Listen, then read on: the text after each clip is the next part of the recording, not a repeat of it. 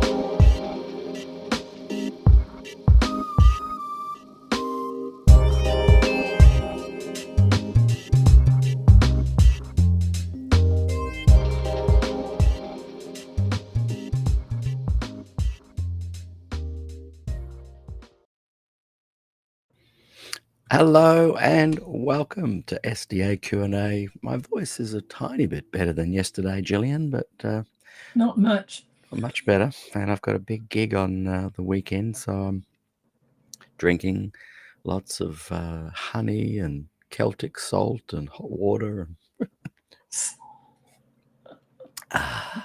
So today we're doing a replay of season 2, and I've invited Gillian on, as I often do when we replay season 2, because her and her husband were at the epicenter of Glacier View, and season 2 is 86 episodes full of content about Dr. Desmond Ford and Glacier View and Gillian Ford.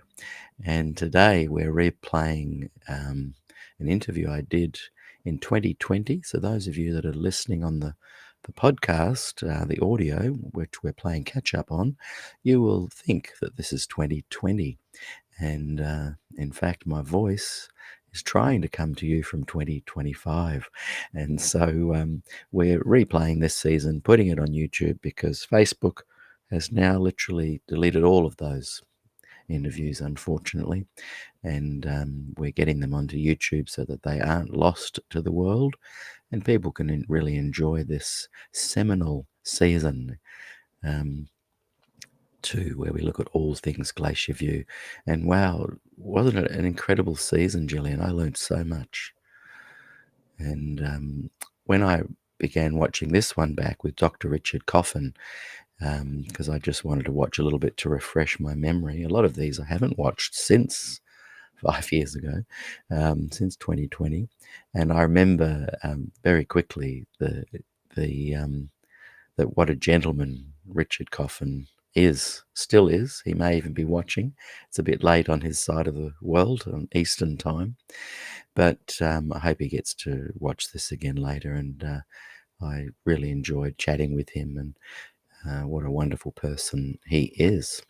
So, Gillian, just recap for us, and then we'll get straight into it because it's the Great Disappointment Day. That's why we're wearing very colourful outfits, because providentially it turned out not to be a disappointment, but also because here in Australia it's the next day, but in the States it's October 22, and 1844 holds a great deal of importance to the Adventist Church. But for me, another reason why it's not a great disappointment is it's Renee's birthday, and she's turning 13 today. So I'm festive because she's the opposite of a great disappointment. And we're having a birthday party for her later, so we need to crack on and get this program started. And so, Gillian, share a little bit about your memory of the interview from 5 years ago, and also tell us a little bit about Richard as well, just for those watching. Thank you. Okay, so Richard Coffen is a highly intelligent, a more liberal Adventist, but I haven't watched the program again, but I remember from the first time that he talked about Heppenstall's role in there, and the people who had studied under Heppenstall couldn't understand that he wouldn't back Des up. They were extremely surprised. Now, Coffen was the editor of Southern Pub before it was closed down, and he was the chief editor at the time that edited Des's Black Daniel book. And I'm always grateful that in his program he didn't mention what I'm about to mention, that while in Washington D, he said to me, "Why didn't you type the manuscript?" And I can't remember why I didn't type that one, but after that slight rebuke, I decided I would do all the rest, and I pretty much have, except for the ones that Good News Unlimited did. So we knew him because of that. And he remembers that I cooked a beautiful meal. I don't know how many beautiful meals I ever cooked, but I did one for him. Anyway, great man. He often writes on Adventist Today and Spectrum. It's always very well done. So he's worth listening to. Yeah, so well, let's get on with it. We're both going to watch in the background. Sometimes I might remove our camera because it blocks some of the text underneath, but we will be watching from the sidelines. And Gillian, I might get you to mute your voice, your end, because if I mute it and something goes wrong and I get the boot, you'll be able to keep running the show without me, because you can unmute yourself then. Is that possible? Hang on a minute. Microphone. And by the way, while you're doing that, welcome everybody that's watching. And you may note we have started a tiny bit earlier today because we have a lot to get through, and it's my daughter's birthday party I want to make sure I get to on time. Yeah, it doesn't tell me where I can mute it. Well, I'll if there's a problem, I'll log in on my phone and I can do the mute thing anyway. I'm not expecting a problem at all, but yeah. Okay, well, here we go. And as I said, welcome everybody. Good to have you here. Here's the replay of the Des Ford Glacier View Series 2, number 28, with Dr. Richard Coffen.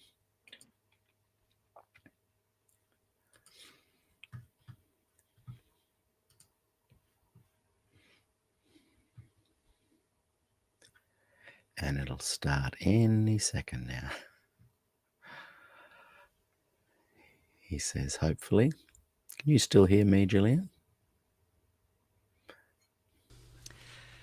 Hi, and welcome to SDAQ&A podcast, and now live on Facebook in our private group, SDAQ&A, where you can watch live if you're a member, and you can also interact, and we encourage people to write comments and hit the like button and hit the love heart anytime they see or hear something they like. And my special guest today is Dr. Richard Coffen. It's good to have you here, Richard. Welcome. Thank you. Now, Richard, you were previously, amongst many other things, the Review and Herald Publishing Association editor. Yes, sir. And I thought we might just kick off with just a couple of recollections you had from that time period. And then we're going to ask you a few questions about your own personal journey, where you were born, the process you went through to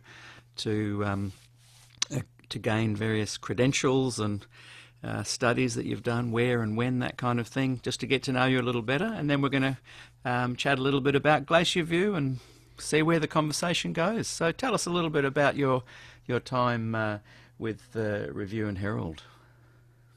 Well, actually, I began at Southern Publishing Association in Nashville, Tennessee. I had been a pastor in Massachusetts for 6 years and was surprised to receive the call to go down to Nashville. I was a displaced Yankee down there, made lots of friends, though. We were there 10 years. And then the Review and Southern Publishing were merged.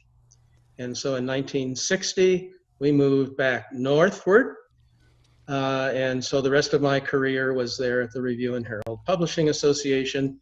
The first, I think it was a couple of years, it was still in Tacoma Park or Silver Spring down there in Maryland. And then the last years, it was in Hagerstown, Maryland, where they built a totally new facility there. And so it was a lot of fun. I learned a lot from the authors I dealt with. Most of the time, my work was with book authors, either as a substantive or line editor, also as an acquisitions editor. And then when the publishing house took on a presidential organization, I became a vice president there, and moved around there with the editors and wore different hats, well, at least different titles as the years went by. And it was always illuminating for me personally. It was always hard to write letters to authors and say, you know, I'm so sorry.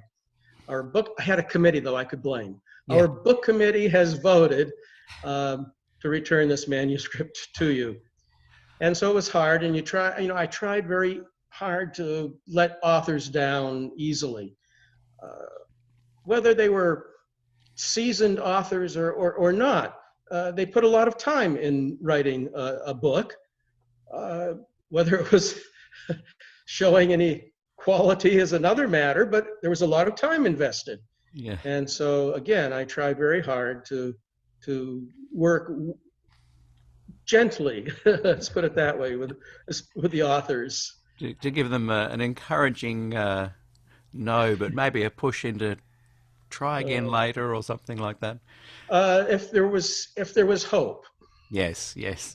Some of the too many of the book manuscripts, there was no hope. Yeah. The authors were totally amateur. They had good intentions. We even got some books from non-Adventist authors. I remember one which I didn't even have to take to the book committee. The opening sentence was something like, Mary lost her virginity behind the barn, and I knew that was a story we just weren't going to publish. That one got the form letter. Yes, yeah. How many kind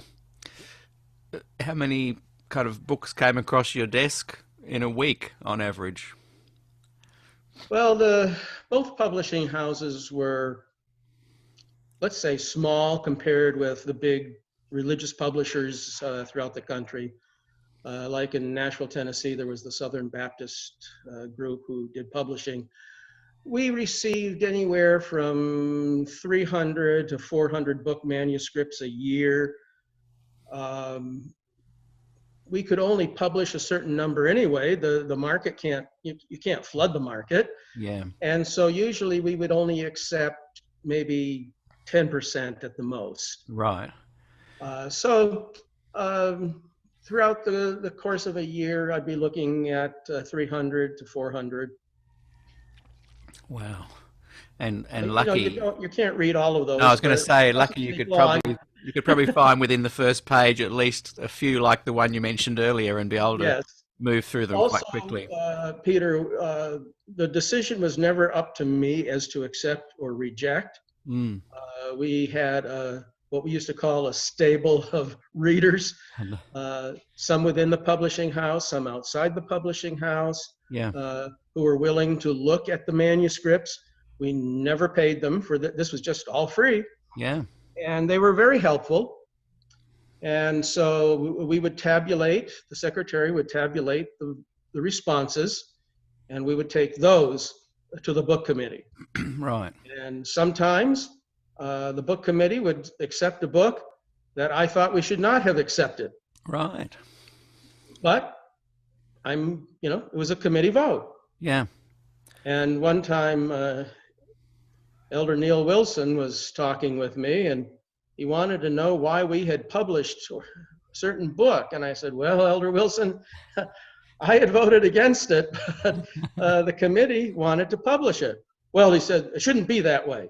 You should tell the committee how to do it.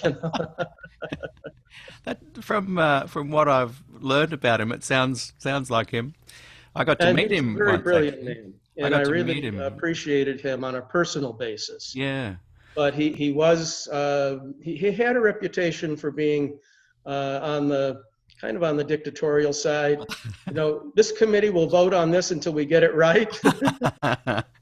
I've noticed that familial trend in recent years.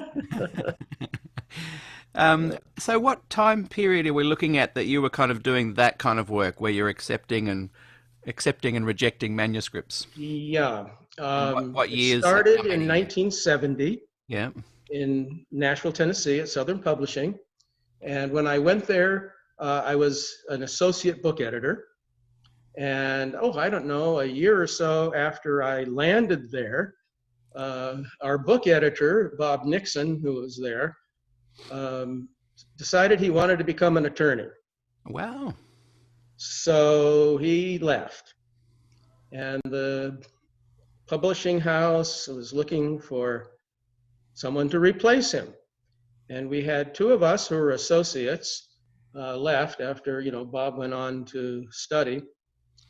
And I don't know who all the board looked at, but they put me in as acting book editor. And after a while, they asked if I would become the book editor. And that happened. And when we merged in 1980, and I was rummaging through the files and trying to figure out what files we were going to take to the DC location and what files we were going to toss, I found the committee minutes, the board minutes. And it said something like this: after asking all the desirable people to become the next book editor, and they all said no, we asked Richard Coffen. I'm sure that's not true. It is true. Really? Hey, Yeah, well, I got a big bang out of that. it's That was so much. from So out of from out of their great disappointment came a providential posting. true. So from about 1970 through the 70s, when The did that role finish for you? Again, pardon? When did that role finish for you? Okay, 1980. The merger, the two publishing houses had to merge. It was at the end of 79 when we had the constituency meetings. And at Southern Publishing, the Southerners are pretty strong-minded people at times.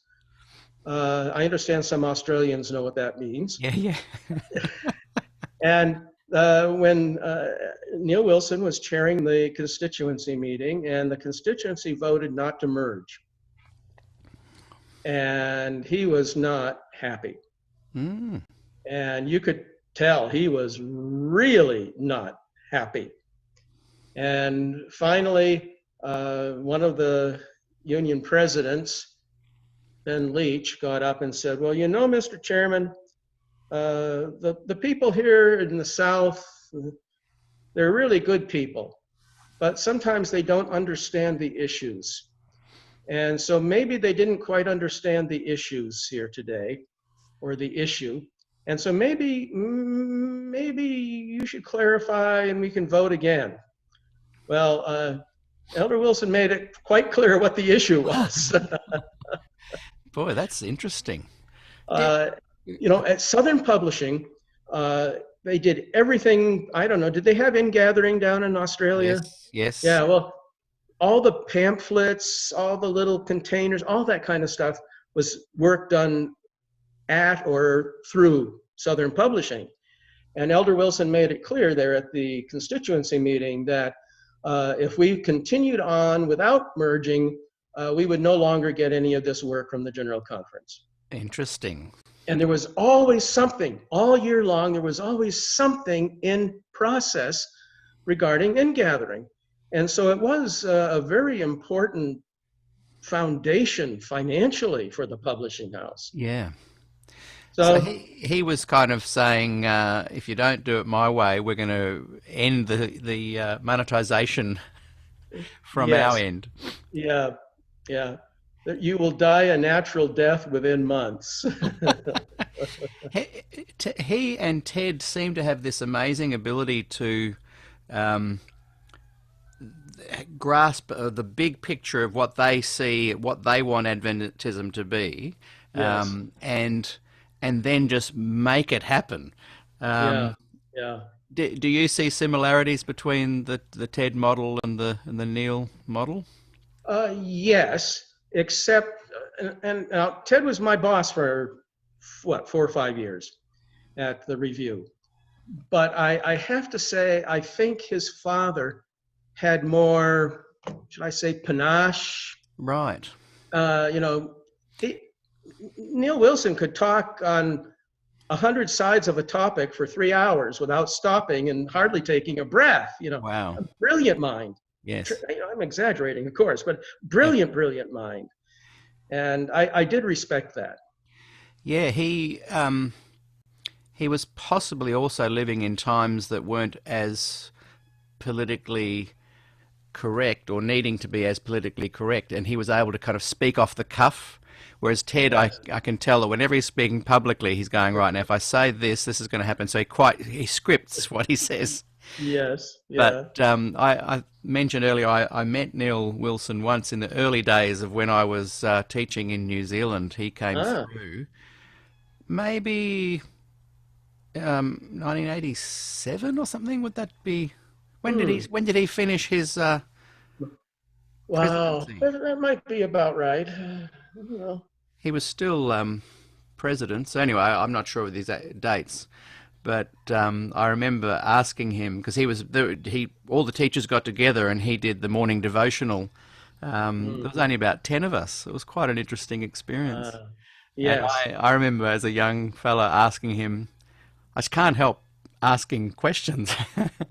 Here we are today. And I said to him, why is it that the church isn't growing in Australia and New Zealand, Mm. but it's growing elsewhere in other parts of the world?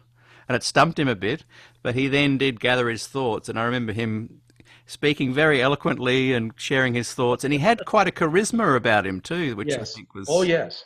yeah, Yes.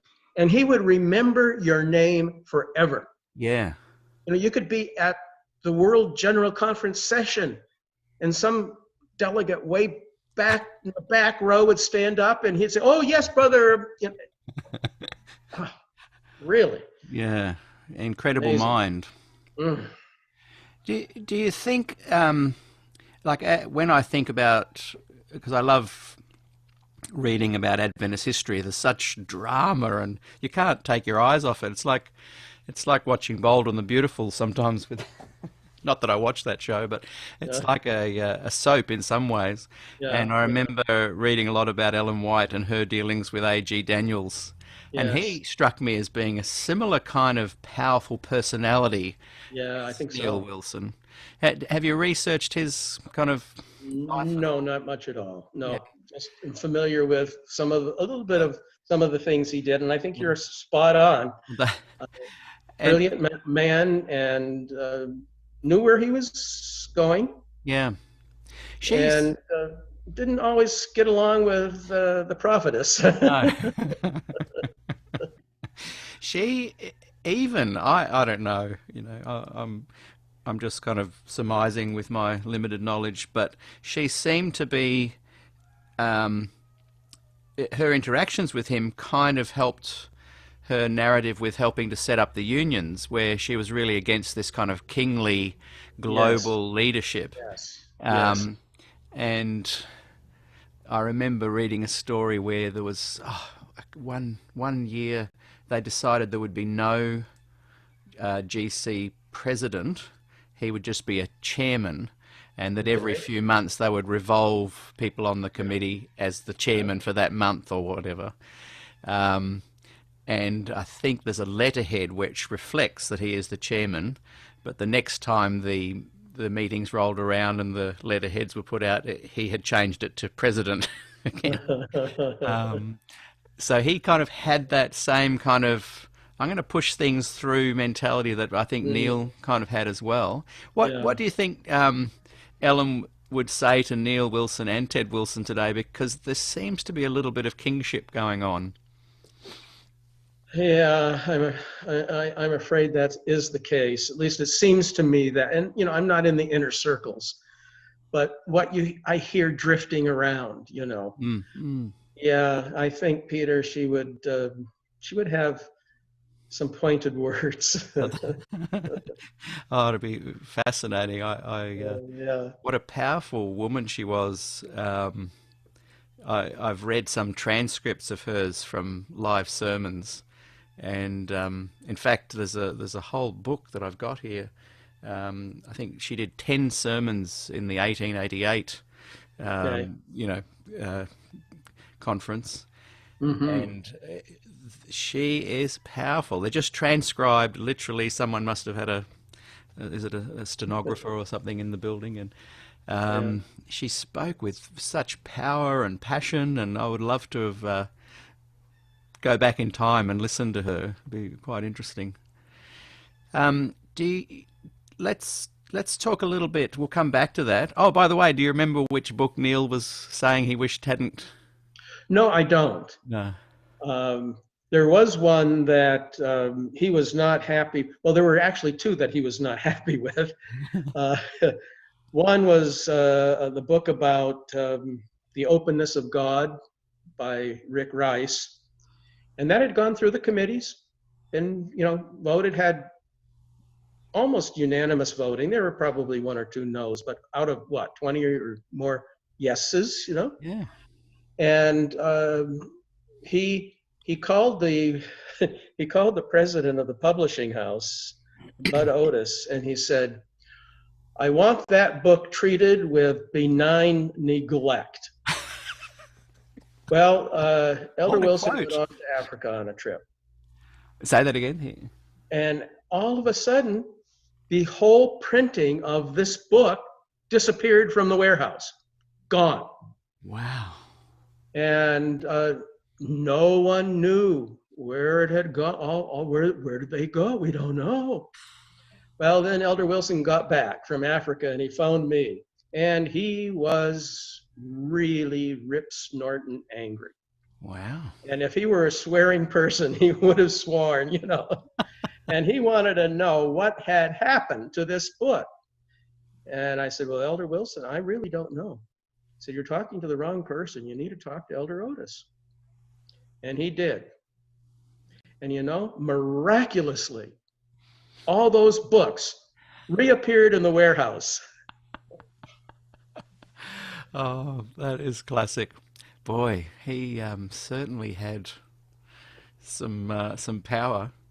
And you know, that book sold like crazy after that. Yeah. What kind, like you were presiding over publishing in the heyday of book publishing, really, like that 70s, 80s era of people buying books and selling books was huge. What would you expect your bestseller of the late 70s to have reached numbers wise? Probably one of the top was a story we published by a brand new author, and the book was called Mindy. And we first published, it was kind of an autobiographical novel, is really what it was. And we first published it in hardcover, and that went like crazy. And so, I don't know, a couple of years later, we republished in softcover, in a paperback version. And it sold very, very well. And so that was probably one of our better sellers. There were others that When you say it sold well, how many copies would you be talking about? Oh, let's see. Generally, our initial printing orders were rather small, probably around 4,000 to 5,000. And that would have been the hardcover. And then after that, it was for the paperbacks, we probably were close to doubling that for a printing order. Right. Market was, you know, at that point we had 3 publishing houses in North America, and a very finite market. Yeah. Well, I mean, back finite. then there was, I think, in the late 70s, around the 3 million Adventists, something like that. Probably. Yeah. Yeah. And see, most of our sales were just in North America. Yeah. A few books would go elsewhere. Some would go to England. I don't know how many ever went your direction. Yeah. So the biggest market was right there in North America, and that's a pretty small market for 3 publishing houses feeding, 20 to 30 new books each. Yeah. Every year. What were the 3 publishing houses? Okay, there was Southern Publishing in Nashville. Yep. There was Pacific Press in California. Yep. And then the Review and Herald in Tacoma Park. Right. Did Neil Wilson ever produce a book himself? Did he publish? Not to my knowledge. Yeah. Did you have anything to do with was it Mary Kay De Silva? She wrote that book. In Australia, it was called Now, but I think in America it might have had. Was it called Sunlight or? Oh. A different name? No. Mary Kay worked for Pacific Press. Yeah. I got to meet her actually one time. Oh, tell me about it. It was just a casual kind of thing. The poor lady went through a lot of difficulty there at Pacific. Yeah, with the pay. Yes. She was going to take them She to went court. as I understand it, she went into the general manager, who I think then was Lynn Boner, if I recall correctly. And she said, my husband isn't working. I'm the sole breadwinner. I would like to get paid as head of household. And also, I'm doing as much and the same work as my colleague over here, Max Phillips. Mm. And so I feel that I should get the same pay as he. Mm. And Lynn Boner said to her, as long as I am the general manager here, no woman will ever get equal pay with a man. Wow. Wrong thing to say. Have you seen that in writing somewhere, or has that become a bit of a story? Well, I don't know. That was at least word of mouth. Yeah, because you recollected her exact reasoning. Both those reasons. She was the head of the household for a while, and her colleague was getting more than her. Yeah. So that fired her up, didn't it? And she Did. was going to take them to court, but they settled out of court. Yeah, you know, she thought for a year or two, she thought that Elder Neil Wilson, was on her side. Oh. When he would visit the area there at the publishing house, he would actually sit down and eat with her, you know. But she discovered to her horror later, he was not on her side. Interesting. He was gaining information. I don't know what he was doing. He was on a recon. When it was settled out of court, do you have any idea of the amount that was? No, I don't. Did she stay on as an employee, or did she leave after that? That's a good question, Peter. I am not sure. Oh. I know she ultimately left, but when and how soon afterward, that I do not know. But I think it was relatively soon. That book now, at least in Australia, had a huge impact in the early 80s on readers. I've got a copy here somewhere, and it still puts me into the greatest fear mode possible. Do you think the kind of end of times that she spoke of are the end of times that Adventists still preach? You know, that lately I have not heard much at all about end of times, really. It's been, you know, it used to be such a hot topic. At Southern Publishing, we published one by Penny Estes Wheeler about end times. At the same time, we published another book. Oh, it was under a pseudonym, and I'm not coming up with her pseudonym name, and I better not mention her real name. I think she's still alive. So we had two of those, end time books at that point. We had Sunlight, also by June Strong. Yes, which was the sharing book of the year. Okay, so that wasn't the Mary Kay one with a new title. That was a separate. That was a separate one. Okay. Yes. And I haven't seen much now. At Pacific Press for many years, Marvin Moore, who was one of their editors there, was very big on end time events. And I think he has still been going around, I don't know, at least North America, doing seminars on, I think it's the Book of Revelation or Daniel and Revelation or something, and last day events. But I have not heard much at all being said about that anymore. When you were a boy, were you born into the Adventist church? Yes. Yes, my dad was an Adventist preacher. And I had twin uncles who were Adventist preachers. And were you, as a young boy, worried about the close of probation and running to the hills and the times of trouble? There were times, yes, about that. But you know, one of the things I remember most, Peter, was my fear of Catholics. If we were parked, if I was parked, in my dad's car in the back seat, and I saw two nuns walking by, I'd fall to the floor, try to hide. Yeah. And later, when I was a pastor for the 6 years in Massachusetts, the pastors I got along best with were the Catholic priests. How did you go from being scared to death? What was the transition where you then became quite comfortable? Yeah, well, comfortable with Catholic. I guess the first real occasion, and I don't remember if this was in New London, Connecticut, or Providence, Rhode Island. I think it might, I don't know.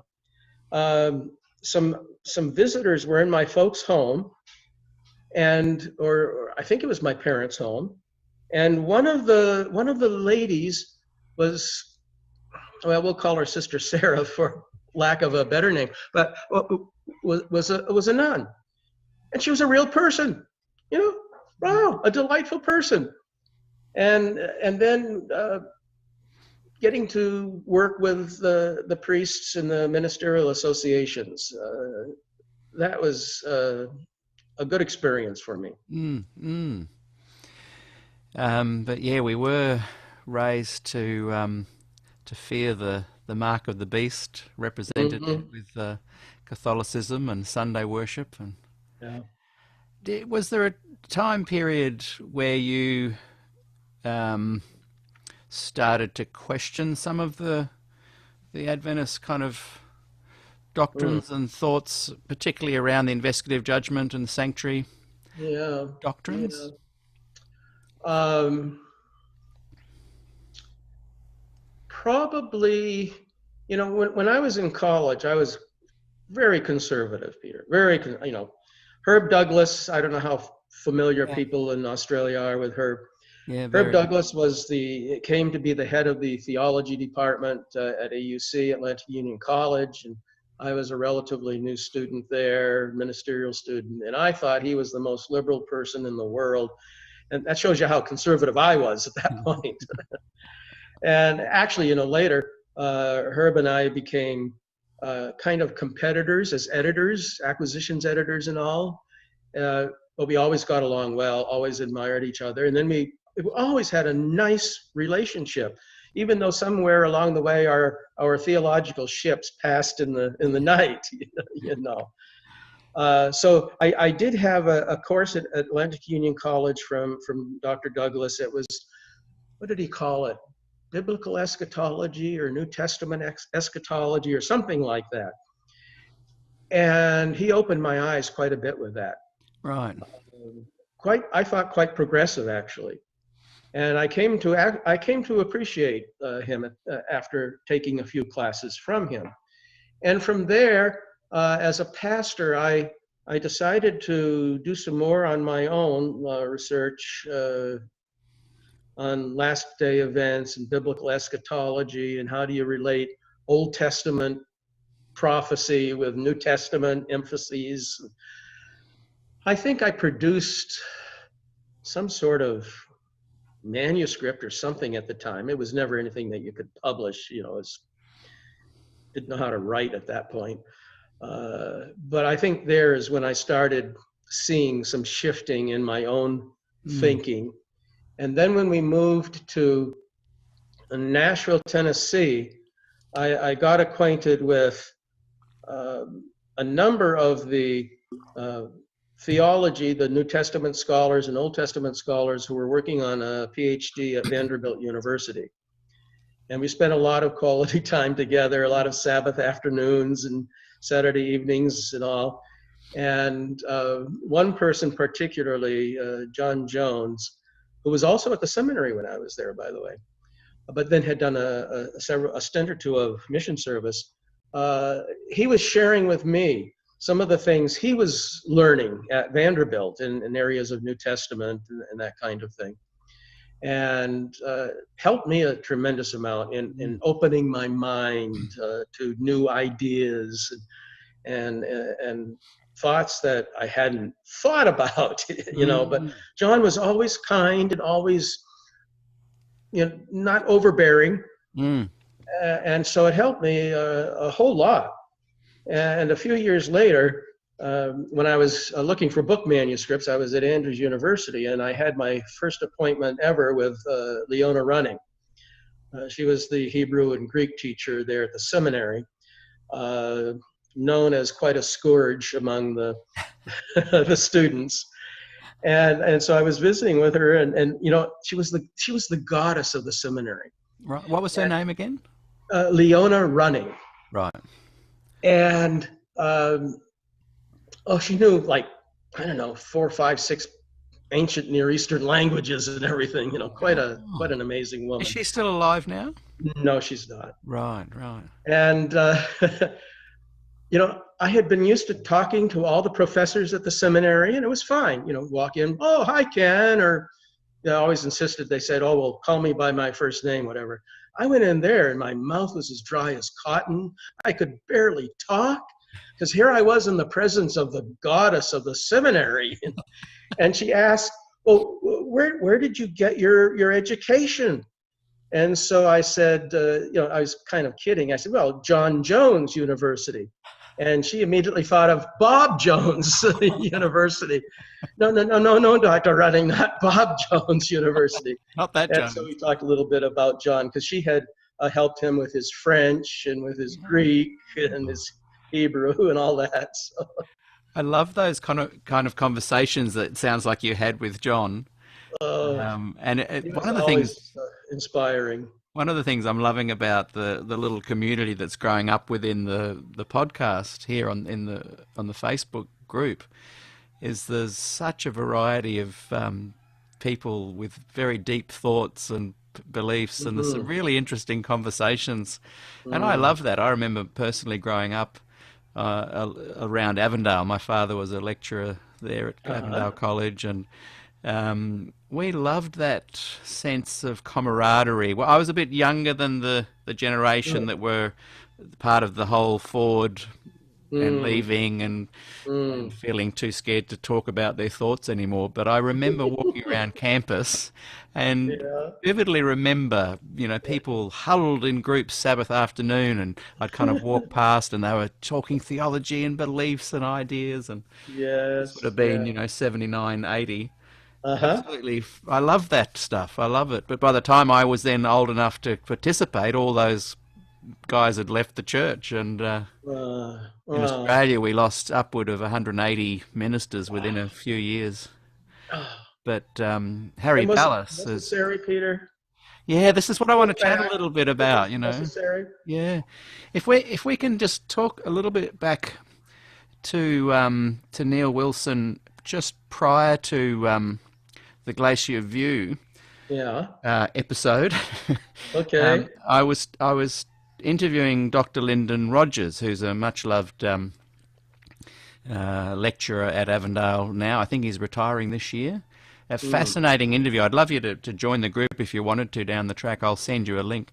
Just go and watch his interview. It's fascinating. And towards the end of it, he shares part of a letter that was written from Neil Wilson to, I think, Pearson, the former president.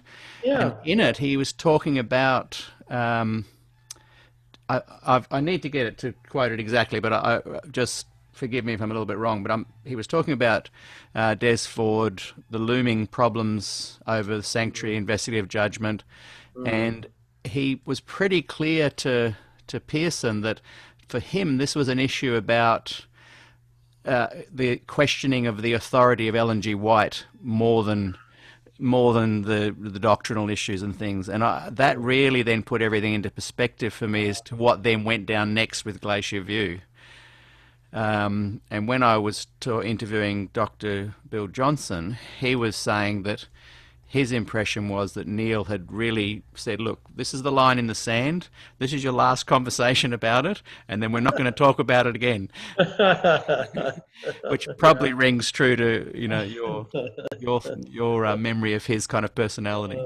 So let's go back to that period, because I want to talk a little bit about just before Glacier View and then just after it, and the fallout of it, and how maybe things could have been done a bit differently. Just to get your perspective on some of the things. So in 1976, there was a fascinating gathering where they did talk a lot about this kind of thing, and in many ways it was kind of the building up of Glacier View. I've just forgotten the name of the conference, but that then led to Des Ford kind of, I think, really trying to press the point that he'd discovered many Adventists who don't have that sense of assurance of salvation. The Yes. thrust Yes. of what Des was doing really was saying, no, I think there's a way we can feel very assured of our salvation. Mm-hmm. And that led him, I think, to being invited to do the famous forum meeting in 1979. Were you at that one? There was tapes No. sent around the world apparently soon after and No, set I the wasn't. world on fire. Tell us, before we launch into Place Your View, tell us a little bit about your memories of, you probably heard the tape at least, or your thoughts of that session that...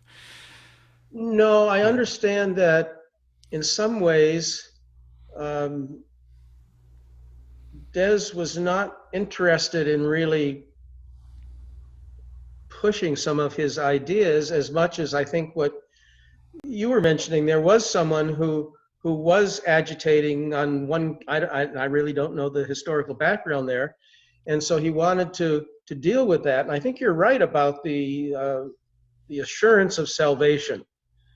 I had an elderly church member in Massachusetts, Haverhill, Massachusetts, who was one of the pillars of the church. You know, she had been an Adventist for 1,000 years, kind of thing, you know.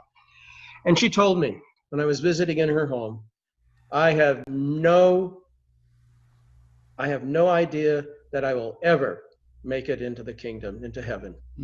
I will just not be there. And my own mother, who was raised an Adventist and, you know, pastor's wife, had told me the same thing. I have no hope of ever making it to heaven. Wow. It's that's sad. Very sad. Sad. And so Des hit something there. He hit on something. Des knew where the hot buttons were. Yeah. And he knew how to push them. But that was a very I think that was probably one of the big motivating factors that was fueling Des's own thinking. Yeah. Someone recently, I think, said something about they thought that he was afraid of the judgment, and this is how this had evolved, and so he came to the point where he understood, no, it's not something to fear. I don't know. I've been in his home, had a meal there in California, but I don't know that kind of background about Des. Yeah, I think from what I gather, and I've met him, had met him a few times. I mean, growing up, he was obviously a lecturer here when I was a little boy. I got to interview him for the podcast before he passed, and he very strongly pushes that assurance of the gospel. Yes. And many people that have written into the podcast and to the Facebook group talk about how Des kind of helped shift the fear for them to an assurance. Yes. So I think hopefully his legacy will be of a man that really brought that assurance into people's lives. I hope so. Neil, for some reason, didn't want to kind of bring that idea onto the platform. Why do you think that was? Like, you know, if we've established that Ellen White was kind of, he didn't want to lose her authority, was it because he really felt that the church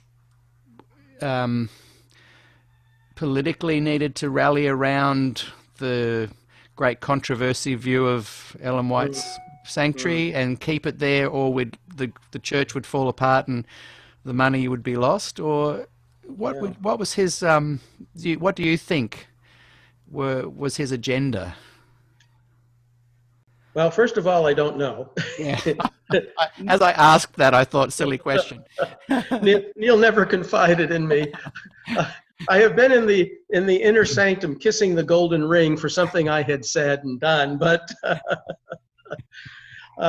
we never got into that aspect. But I think a lot of our administrators, and I don't say this in a negative sense, they see their mission, and probably rightfully so as administrators, to keep the church going. And so we'll compromise when we can. We will not compromise otherwise. What may be divisive for me may not be divisive for someone else. So we're going to try to somehow work through this. I will stomp on whatever I think is going to be too detrimental. I don't, you know, I think that, and I think also in Ted's mind, there's this also. Though I think early on when he was first being interviewed at the GC World Session when he was being elected, didn't he say something to the point that if it had to be, he would be willing to divide the church or something, something along that line. And I think somewhere there, someone even points a number. We'd be happy to lose, I think, either 700,000 or 70,000. I can't remember. Someone watching today will be able to share the correct quote there. As long as we can get down to the 144,000, yes. Well, Ellen White even talks about young people, only 1 in 20 are going to see Jesus. Yeah. How do people reconcile the writings that she had where she said that and the other writings that were very focused on righteousness by faith? Yes. How do you reconcile that when, because you're an author and a book editor, and you see the big picture of people's writings. None of us want to be judged by things we said 40 years ago. Exactly. To what we've said last week. But had she really changed those thoughts by the time she left the mortal coil? I think she did. In my view, I believe that a person whom we would want to call a prophet, depending on how, of course, you want to perhaps define that, but I don't think that means they are set in concrete in their thinking, that God whispers everything in their ear, word for word, that they cannot then change. And I think there's good evidence that Ellen White grew just like the rest of us have grown theologically, spiritually, whatever. And I appreciate that of her. If she had been totally on that works end of things, what was it, years ago, she wrote a letter to her 2 little boys and told them that they needed to obey the people who were taking care of them because God doesn't love bad children, naughty children. That's devastating. Yeah. And later, I recall finding a statement from her where she basically said the opposite. And so again, I think she was able to progress, and I think that has been the secret of Adventism, the spirit of Adventism, that we can talk, we can grow, we can compare ideas. That happened so much in our early years, formative years, and I covet that for nowadays. Yes. We couldn't do that again and have this, I wish that had even happened at Glacier View.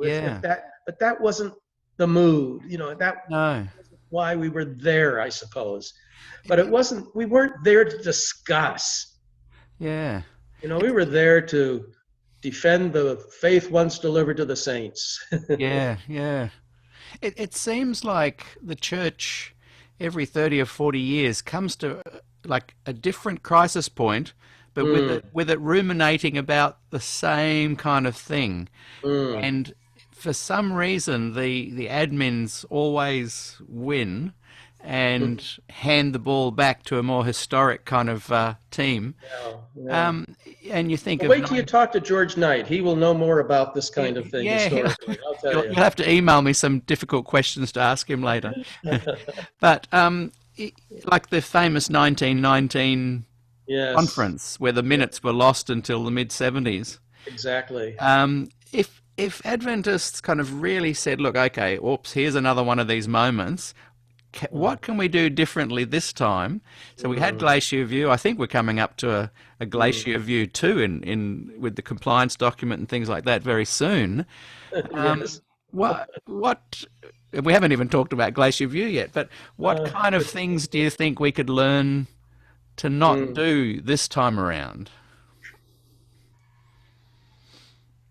Because it seems to be heading towards the exact same kind of scenario. Yeah. The Yeah. headship, the global Yeah. manipulating, the black and white. There are several really key issues right now that our church is having to deal with. Um, a couple of years ago, or I think a year or two ago, I made a list of some of the what I thought were some of the key ones that are going to have to be resolved one way or another, I think, Yeah, yeah. or at least discussed in a camaraderie, in a way of Yes. yes, we're looking for truth. Let's love each other. Let's be kind. And Yeah. I don't know. Because what tends to happen in this loop, and I got to a point of frustration because I was young enough to kind of, and old enough to maybe see two in my lifetime, Yeah. and to be old enough the first time around to go, what on earth's going on here? And then seeing it again and thinking the same pattern is happening, Yeah. but people aren't knowing or noticing until it's too late. They just let it happen, And then I there's this push in certain of our circles of we must get back to historic Adventism. yes, But what is that? See, I see historic Adventism as let's sit down and talk yeah, about these things, study God's word together, yeah, and then hug each other on the way out. You know? exactly. You and me are on the same page. But We break apparently bread some others together don't after we've see had it. a robust conversation. Yeah, Yeah. yeah. Do- Uh, So let's dip into Glacier View. Set the scene okay. for us. You were one of the, did they call them delegates, or what was the official title of people that I'm were not quite there? sure what the official title was, but yeah, I was one of them. So tell us what led up to it. Paint the scene for us. How many people? Where was it? Yeah, How did you get Glacier invited to View. go? Glacier View was the youth camp in Colorado, up in the mountains. Lovely setting. I I had also been there. I don't remember if it was before or after. There was a World Editorial Council that took place there too, and just a wonderful setting. The facilities are rustic but not crude. Hmm. Quite comfortable there. Scenery's just Be stunning. gorgeous, in the mountains up there. Um, I tried the other day to see what was the percentage of scholars versus administrators who were, quote, delegates there. Mm. Delegates I guess is as good a word Yeah, as any, Peter. let's use it. So I've done this counting twice, and Mm. it depends. Is an if the administrator had an advanced degree, does that make him a scholar or not? Yeah, interesting. So I went through twice. So the first count was that 56% of the 200 or 100, what was it? What was the total number of people there? 129. Of that total, about 56% by my first count were administrators, and these were the hard and dry, really Mm. hard-nosed, in a good sense, administrators. Yeah, but And potentially following Neil's guidance. yeah, yeah, they probably wouldn't want to admit that, but yeah. And then today, I counted again because I thought, well, some of these people whom I might have said were scholars Mm. really were more in the administrative end of things. Yes. So I recounted, and I ended up with 69% of the people Interesting. there as administrators. And so either way, the majority were administrators. The minority were the intellectuals, the scholars, systematic theologians, Old Testament scholars, New Testament scholars. So in some ways, the playing field was already tilted. Yeah. Administrators have that concern about preserving the church and preserving the order. Mm. The prophets, on the other hand, want to stir things Yeah. up. So it was very much tilted toward the administrators. The first night I was there, I roomed with Kenneth Holland, who was the editor of These Times in Nashville. I didn't include him as a scholar. He was more in the administrative end of things. And the other roommate was someone I had never met before, and I'm pretty sure it was Elder E.S. Riley. And I think at that point, I think he had come from Canada, but I think before that, he had been in the Southern Union or something as union president or something. And so here we are in this little room. I was as I recall, I was on the upper bunk because I was the younger of all of them. I was a little more limber at that point than I am today. And Elder Riley was complaining, why are we spending all this money? And I heard that from other administrators. Why are we here? We know what needs to happen. We know Des is wrong, and he's ruining the church, and we shouldn't spend all this thousands and tens of thousands and maybe hundreds of thousands of dollars to have all these people come from all around the world to this little junior camp, youth camp in Colorado, when all you have to say is, get Des out of here. Wow, that's a fascinating observation. Unfortunate. So the mood, Peter, was that's very interesting. I haven't heard that perspective before. For some reason, I wrongly assumed that it was more a gathering of the scholars and the theologians. No. The first day, the pattern was set on our first day. Of course, we got there the night before. Yeah. Mornings were spent in breakout sessions, and we were already assigned to different groups. I was assigned to, I was assigned to a group that was chaired by Elder Wernick, who was at the GC at the time. Sorry, your voice cut out there, Elder Wernick. Right. I don't know if you are acquainted with him or not. No. And and the assistant chair, or whatever you want to call it, for convener or whatever for this little breakout group, was Elder C.D. Henry, again from the General Conference. And there were seven groups, seven groups. And here we are in this little room. How many of us were there? Let's see, 1, 2, 3, 4, 5, 6, 7, 8, 9, 10, 11, 12. Well, about 16 of us, right, give or take, in this little room, group 7. Well, Elder Wernick was a day late. So Elder Henry was chairing this little session on our first day.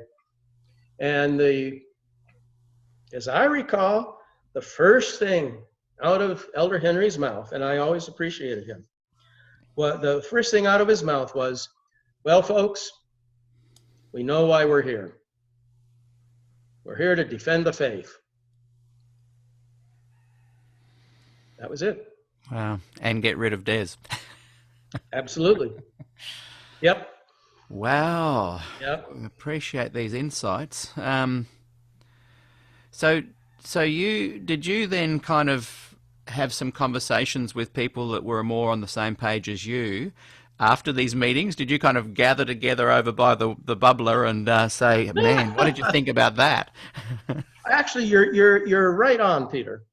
After dinner, the noon meal, there was about an hour between when we were done eating and when the afternoon session was going to meet, the plenary session. And a group of us, and I don't remember how many or even who they were, but there was a small group of us that would meet in one of the dorm rooms or lodge rooms or whatever you want to call it. Mm. And the topic was, okay, what happened this morning in your group? Yeah. What did you discuss? What was the attitude? Is there anything that we can do on the floor this afternoon in the plenary session to help steer things in a different direction? Clearly, these were not administrators. These were more the scholars, and how I was invited, I'll never know. But I was part of the group. Well, you had a prestigious job description. I guess. And so it was very interesting. And we met every day. Every Wow. day after we ate, we would meet in this room. And You can't remember any of the names of this little I don't, subversive group? it's probably Ray Cottrell was one of the people there. Wow. I think sometimes Jack Travancha was there. But yeah. What were people like Bill Johnson doing at the time? Were they wandering around the different groups trying to bring harmony, or? Well, let's see. I think he was in one of these groups.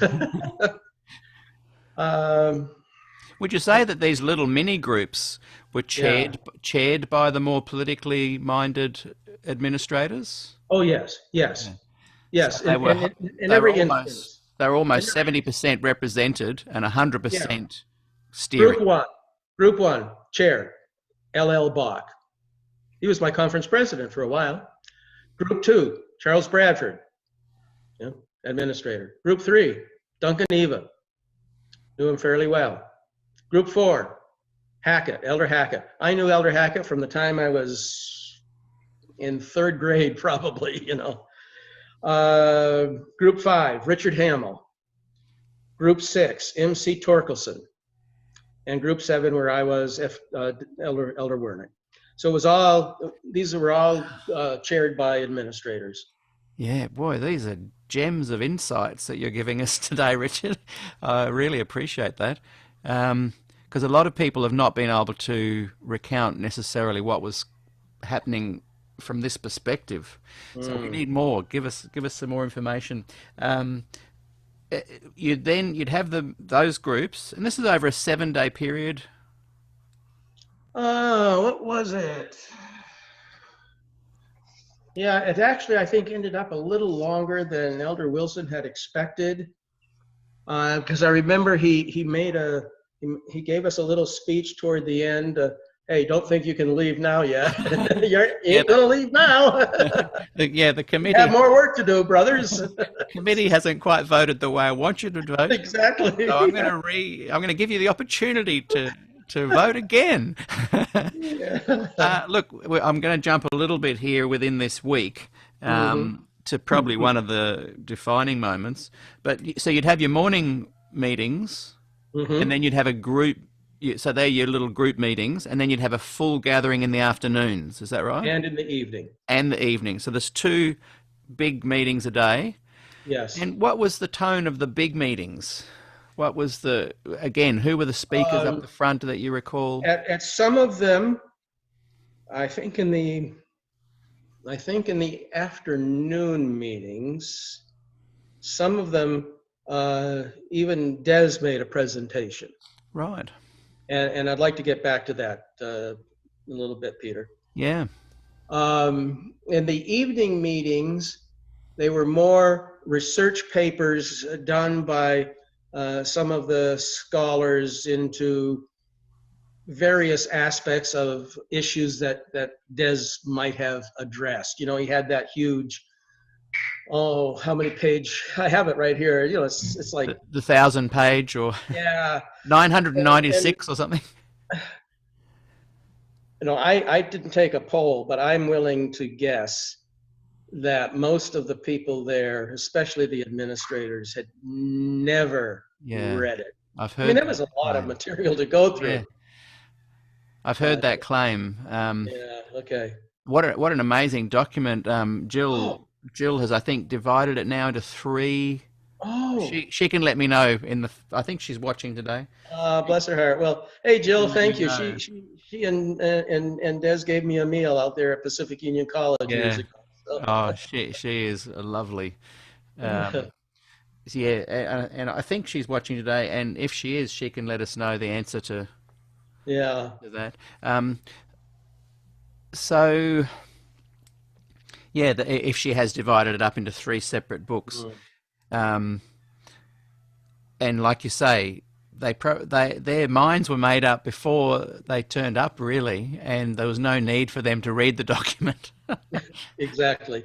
Plus, and to be charitable toward the administrators, um, they didn't have time to slog through, read carefully. You know, I can't say I read it word for word, but I went through it.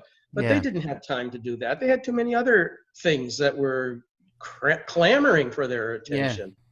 So I don't want to be harsh on them, yeah. Peter. Jill has just written, yes, I have published a 3-volume version of the Glacier View Okay. manuscript. It's on Amazon, the new version. So Okay. that's good to let people know about that. Yeah.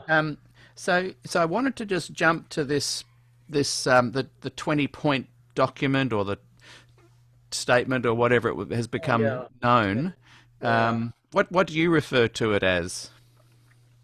I don't refer to it. I haven't even seen it since I had to get it out Yeah, just to refresh your because of memory. our discussion was going to be here.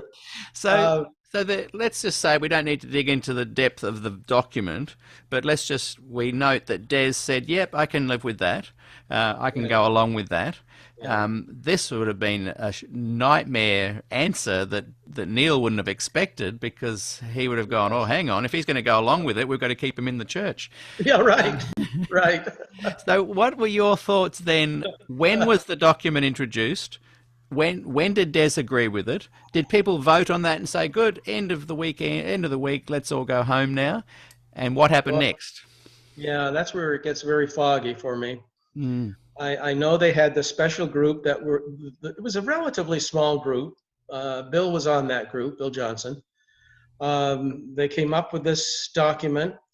Uh, it did change our vocabulary from investigative judgment to what? Pre-Advent judgment. Um, I suppose we voted on it, but I don't remember. I yeah, really don't some remember. say that it wasn't even voted on, I don't know. but I'm not sure. Jill, Yeah. I think Jill took some quite detailed notes of the week, and we're going to be interviewing her later Uh, in the series. Good. You know Um, who took a lot of notes? who? Ray Cottrell, Right. who had been, an editor and a man I admired greatly. Yeah. He had a stack of index cards, 3x5 index cards, and every meeting he was in, he wrote in shorthand what was said at Oh, those meetings. boy, that is a Now, of gold course, mine. Ray is no longer with us, Yeah. but I'm confident that those cards must be in the library at Loma Linda University. I wonder if anyone's published them at all as a I don't know. document. Actually, and Ray also, again, he told me this. He wrote a earth-shaking manuscript on the Book of Daniel that was never published, Wow. and it has to be there somewhere. Ray memorized the Book of Daniel in Hebrew, Oh my goodness. and when he would go out for his morning walks, he would go through verse by verse, word by word in Hebrew, Mm. analyzing what was being said. He and Bill Johnson would have had some interesting conversations, because Bill is an expert on Hebrew, isn't he? Yeah. Well, Um, this Bill's in the book of Hebrews. Cottrell was in the language of Hebrews. the language, yeah. Yeah, Oh, yeah, I see. I see what you're saying. So yeah. he was learning Daniel in the In the Hebrew original language, language. whereas Bill was focusing on the book of Hebrews. Sorry, Yeah. I misspoke. Um, Bill's a great person. I've oh yeah. always In admired. fact, I just got in the mail literally a couple of days ago. I'll just do a quick open. I just tore it open. Ah, Bill, it's from Bill and his wife. They Well, sent me this. Here we are, from Loma Linda, and it came in the mail the other day. I haven't opened it. I tore it open this morning. Let's do a reveal, because I think it's a book. And, uh-huh. here we go. They've sent me a copy of. Okay, good. Adventism. So Yeah, I haven't seen that yet. I cannot wait to read that. I'll put it on my list of books to read. I've actually this morning ordered a couple of your books as well from Amazon, which we'll talk about later on. I'm looking Oh, forward to getting those as well. you know, I have some on Kindle. Oh, I have about 5 or 6 or 7 on Kindle. available from Amazon that I could just download. Yeah, Oh, yeah. okay. Well, look, I I might. never saw they never saw the light of day on paper, but I will. and because I could publish myself on Kindle, I could say what I wanted. Exactly. The freedom of publishing is so different now. So And you, Peter, you can't imagine the money I get from those things. Every quarter, I get maybe 10 cents or 25 cents. I was giving my recording "Sleep, Baby, Sleep," Peter Dixon on Yeah. Spotify. A little plug there again, if people want to go and listen for free. My royalties on that for a year were about $24. So yeah, we get to have a freedom now with the way publishing is, but there's way less money in it. Yeah.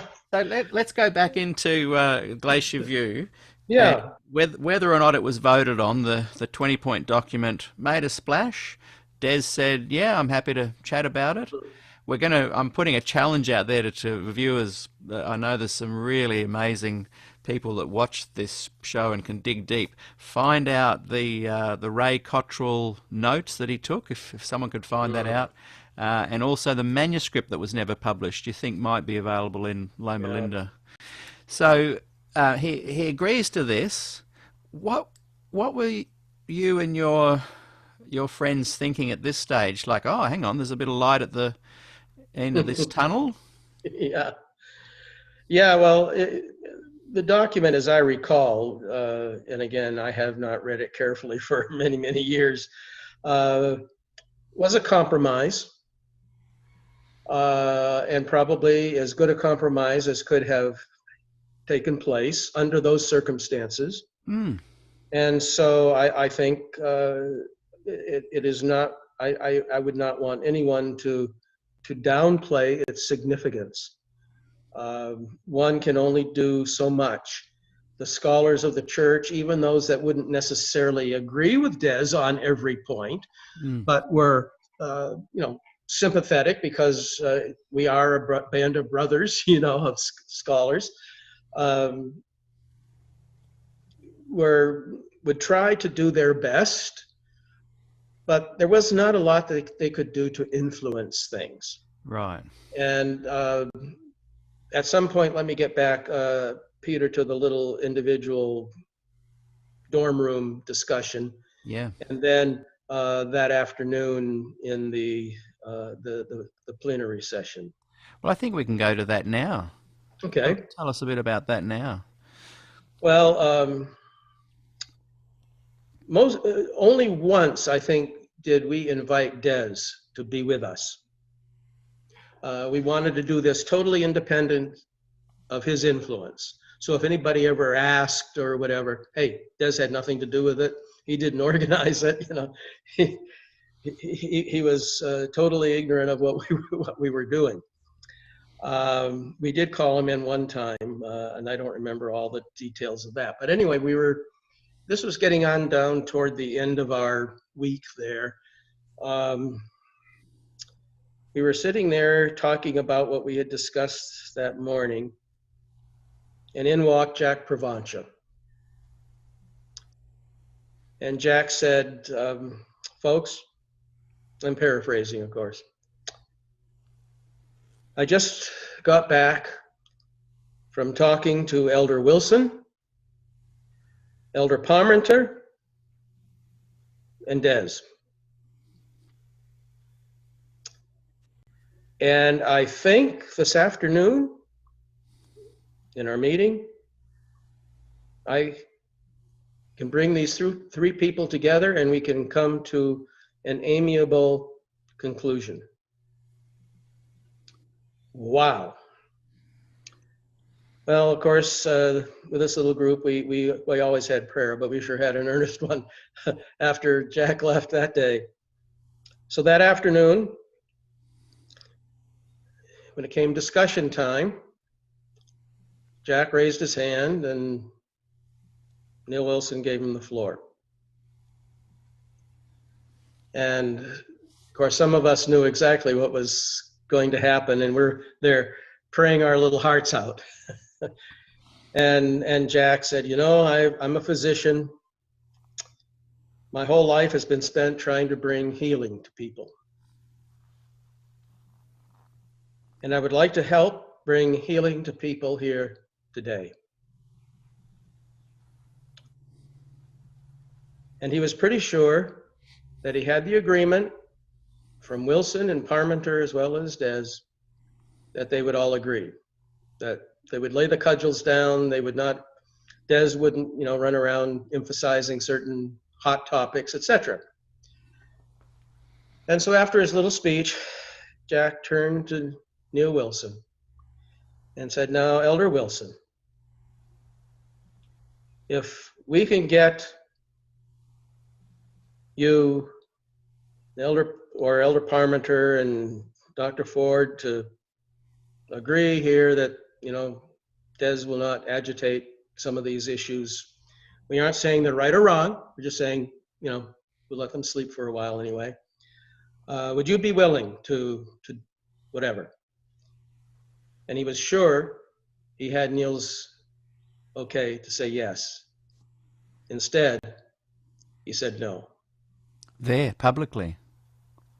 Yeah. Wow. And so that ended it. That ended it.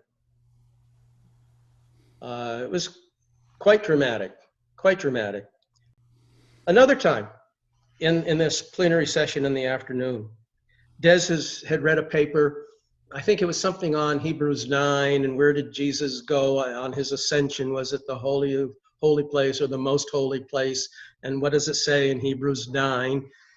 And he had picked this up, the concept up in a class at the seminary taught by Edward Heppenstall. And it just so happened that I also had taken that same class years later from Dr. Heppenstall. And at this plenary session, Dr. Heppenstall was across the aisle from me, and I think it was like one row up or one row back. And so Des had made his point that according to the book of Hebrews, Jesus entered the presence of God. So that was the most holy place. Mm. And he turned and looked at Dr. Heppenstall, who had clued him in years before on this at the class, and said, isn't that right, Dr. Heppenstall? And Dr. Heppenstall, who was always a very combative professor in the classroom, said nothing.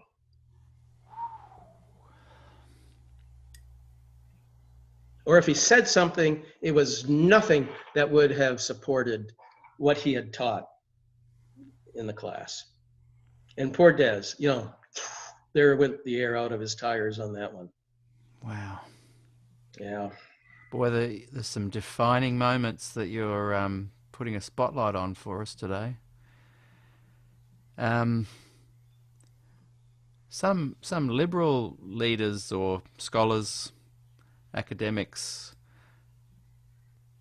in some ways are trying to rewrite a bit of history by saying Des kind of was too dogmatic and this is my way or the highway. But every time I've researched deeper, he wasn't wanting to do the forum in 1979 as combative. He'd been asked to share his ideas in what he thought was a forum where they could just talk ideas. Glacier View comes along and he's saying, yeah, look, I just want to bring salvation and the assurance, and let's look at the Bible. There's a few things here that I'm not trying to be pedantic about, but it says Christ went straight to the holy place. And then he said, and I'm willing to compromise and sign your 20-point document.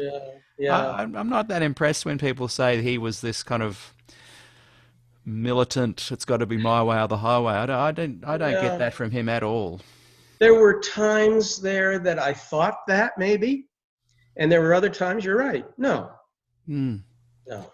I think the times where you think that, where people have, and I have too, more where he was just passionate about, Yes, yes, look what I've found that says yeah, this.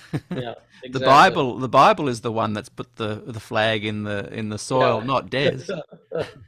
It's a bit like Luther hammering that Yeah, the document, 95 Theses, the yeah. 95 Theses. Yeah. We could call him a little bit pedantic. So after that kind of moment, and you're there very close to Heppenstall, literally in the audience, Yeah, and yeah. you could almost feel the wind going out of the sail. What Oh, day was that in the week? Was that middle of the whole session? yeah, I don't remember that, Peter, How did but vividly, I can still see old Dr. Heppenstall over there, and I can still see Des up front, yeah, anticipating a little moral support from the old professor, from the seminary. yeah, Ah, and as I said, in the seminary classes, Heppenstall was a fighter. I mean, yeah. he could pin you to the wall with a few questions. He liked the Socratic method. Now, brother, do you mean by that, oh, you do? Well, then you believe then that, oh, so therefore that, and by the time you're done, you're pinned against the wall like a butterfly, I have discovered that that some people, when confronted with the alpha maleness of some of the administrators, their beta male comes running and skipping out. Yes, sir. No, sir. Yeah, Uh, yeah. so, tell us a little bit about the 10-point backup plan that Neil then wheeled out. Tell us a little bit about, because I interviewed Norm Young, and he was one of the people caught up in the 10-point plan statement. Had Neil, he's a master. Had he anticipated every possible outcome and had gotten these guys to write this up earlier and then brought it out, or did he suddenly go, hang on, we've got the 20-point, Des is agreeing to this, and called people in like Norm in that week? Well, I don't know all the work that was done in the background, but I do understand that he had appointed, or somebody appointed, maybe we all voted it, I don't know, that this group get together. And In so that that week. was a special group that functioned there. I take it during the evenings or maybe after the lunchtime, noontime. I Right. don't know. But it somehow they pulled off something that I really didn't think could be pulled off, because here Des is willing to agree, Yeah. and the administrators seem to be semi-happy at least. Wow. So was that then presented? What did Neil put that to a vote? Like at some point there was a Des is out of here moment. Where was that? Yeah, they must have handed it out, for us to look at. I don't know if it was at an afternoon meeting or an evening meeting. Everything in the afternoon and evening was tape recorded. Oh. And it was put, Elder Wilson told us it will be put in the archives and it will not be available to anyone. And that's been the case still to this day? So I don't know. But after all these years, what is it, 40 years now? 40 years this August. Yeah, hopefully all those tapes can be used by someone who's working on a doctoral dissertation somewhere at the seminary or wherever. It's not as an emotional a topic anymore. So let's get to it. Let's understand more about what was going on. Let's listen to the people who were presenting. Some, as I said, some of that was Des. Some were presentations of others who either disagreed or partially agreed or whatever, let's have someone mine this. Maybe Yeah. several people. Let's have people pick a topic. Well, my doctoral dissertation will be Hebrews 9, or where did Jesus go, or whatever. Mine will be the cassettes hidden in the archives of Glacier View, from Glacier View. Oh yeah. I'm hoping that, and there's been interest already in this little series that's creating like a resource for future students to dig back into, and they can run with it to a Yeah. greater Yeah. degree than I am.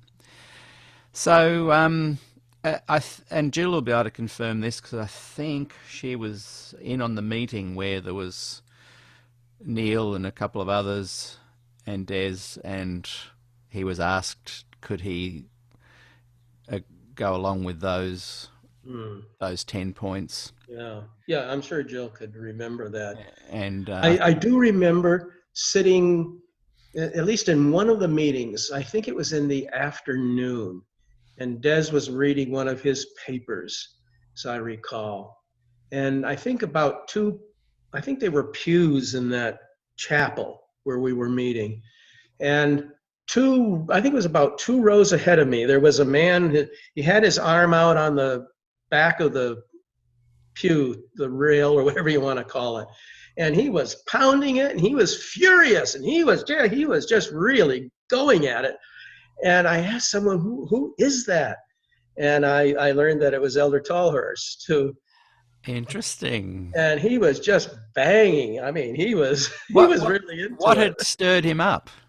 I don't remember what the topic was, but And it was during a meeting, or was this like a... yeah, it was during this meeting, and it was Wow. during something that Des had read or said in the discussion afterward, or what. Wow. And he was really, Elder Tallhurst was really, he was really exercised. Well, both he and Keith Parmenter, and we've gone to great lengths in this series to highlight that we're all human. And Dr. Norm Young tells the story of when he retired. Athol Tolhurst retired just down the street in Kurrambong here, and they would eat together and go on walks together, and in many ways buried the hatchet. We're not trying to say people are bad people. We're just kind of speaking from a point of view of, they were motivated to protect the church, Yes. to Yes. for whatever reason was motivating them. And we know that back here in Australia we had a movement called the Concerned Brethren, Oh, yes. which Are did they still in influence. existence? Yeah, very much so. All of the guys who signed the original document. So there was a document. Okay. Look, I know all these details, but they've just escaped my brain at the moment. But I think 16 to 19 pastors in Australia, all of whom ended up in Kurrambong here when I was a boy in their retirement years. Many of them I would bump into, have lunch with, enjoy a conversation with, be in the same church with. Sure. But very aware that they were quite robustly opposing Des Ford and the new theology. And I would often get criticised for long hair and playing rock music and things like that. And so they wrote this document. It just escapes me. Someone will write it in the messages here. And they signed it, the Concerned Brethren, and then all the Yes. names were listed. Sure. And the Standish brothers, who went on to, I think, greatly influence every single fundamentalist independent ministry that we have today by going to America, starting, is it Heartland University? And that inspired and influenced a whole new generation of Yes. concerned brethren. Yes. So the strand that runs from those men that have now all passed is very strong, very much alive. There's a magazine that comes out, I think, every 2 months called The Remnant Herald, which was started by these guys. It still comes out to this day. I get it. I'm a subscriber. Now the Standish brothers were the youngest of these guys. They were kind of the pastors who wrote the document, the letter, were I think late 60s, 70s, and they were both in their early 40s, I believe, and they took it upon themselves, and greatly sanctioned by the elders of the Concerned Brethren, to really get out there and shake the church up to bring it back to its true Yeah. roots. And they see questions on doctrine, which I'd love you to talk a little bit about if you can, Wow. as the ground zero to the modernization of the church and the bringing Mm-hmm. in of the new theology, Mm-hmm. and they've been Mm-hmm. very effective. I would say that they, in the end, with the current power and leadership at the top, they are now cheering that they have got their church back almost. Uh-huh. Where Uh-huh. I'm going with this is that they put a lot of pressure on Keith Parmenter and Athol Tolhurst, Uh, who were probably quite happy to accept the wisdom from the Concerned Brethren, sure. and after Glacier View, they very much took it upon themselves to root out the new theology and the pastors and Mm. teachers to a degree that were Mm. supporting Des or being seen to support Des. Mm-hmm. Mm-hmm. And Dr. Harry Ballas, who is a member of this group, wrote a really interesting book where he interviewed many of the ministers that had left the church or Ah, been kicked out of the church. It's yeah, a yeah. fantastic document if you ever get a chance to read it. See, you Um, really suffered there in Australia with the number well, of yeah, we people had, like I lost. said before, about 180 plus, and you think about that, their wives, the children. That's not even counting teachers and other people that were Mm. asked to leave or ferreted out. Mm. But in America, and I mean, per capita, it's not as much, but there was a couple of hundred people in America also Mm. rooted out and put pressure on. But because we're a smaller Adventist community, is smaller here, 180 pastors being Yeah. kicked out in a couple of years had a huge impact. My generation literally went from vibrant young pastors ministering to us and putting on great events to literally having, and I've said this many times, but Tuesday night table tennis once a month in the local Memorial Youth Hall, Uh, and we just wondered where they'd all gone. So my generation formed our own little kind of groups of mm. musicians and surfers, and we had no guidance or leadership. Mm. The youngest people leading Wow. us during the 80s were 50 plus. Yeah. There was Yeah. a couple of young people and people that were like Jim Zeideveld was a great influence on us, and he was a young pastor that hung Mm. around, and people like Lyle Heiss. And so I'm not saying there wasn't people around, Yeah. but Yeah. we went from a vibrant bunch of Adventists to none. So I'm kind of talking too much, but I Yeah. wanted to set a bit of a scene here for what I want to talk to you about, and what were some of your thoughts on this purge of Adventists based on pressure that was given to people like Neil and Keith Mm. Parmenter and Athol Tolhurst. What are your Mm. thoughts on that loss and what could have been done at the time differently?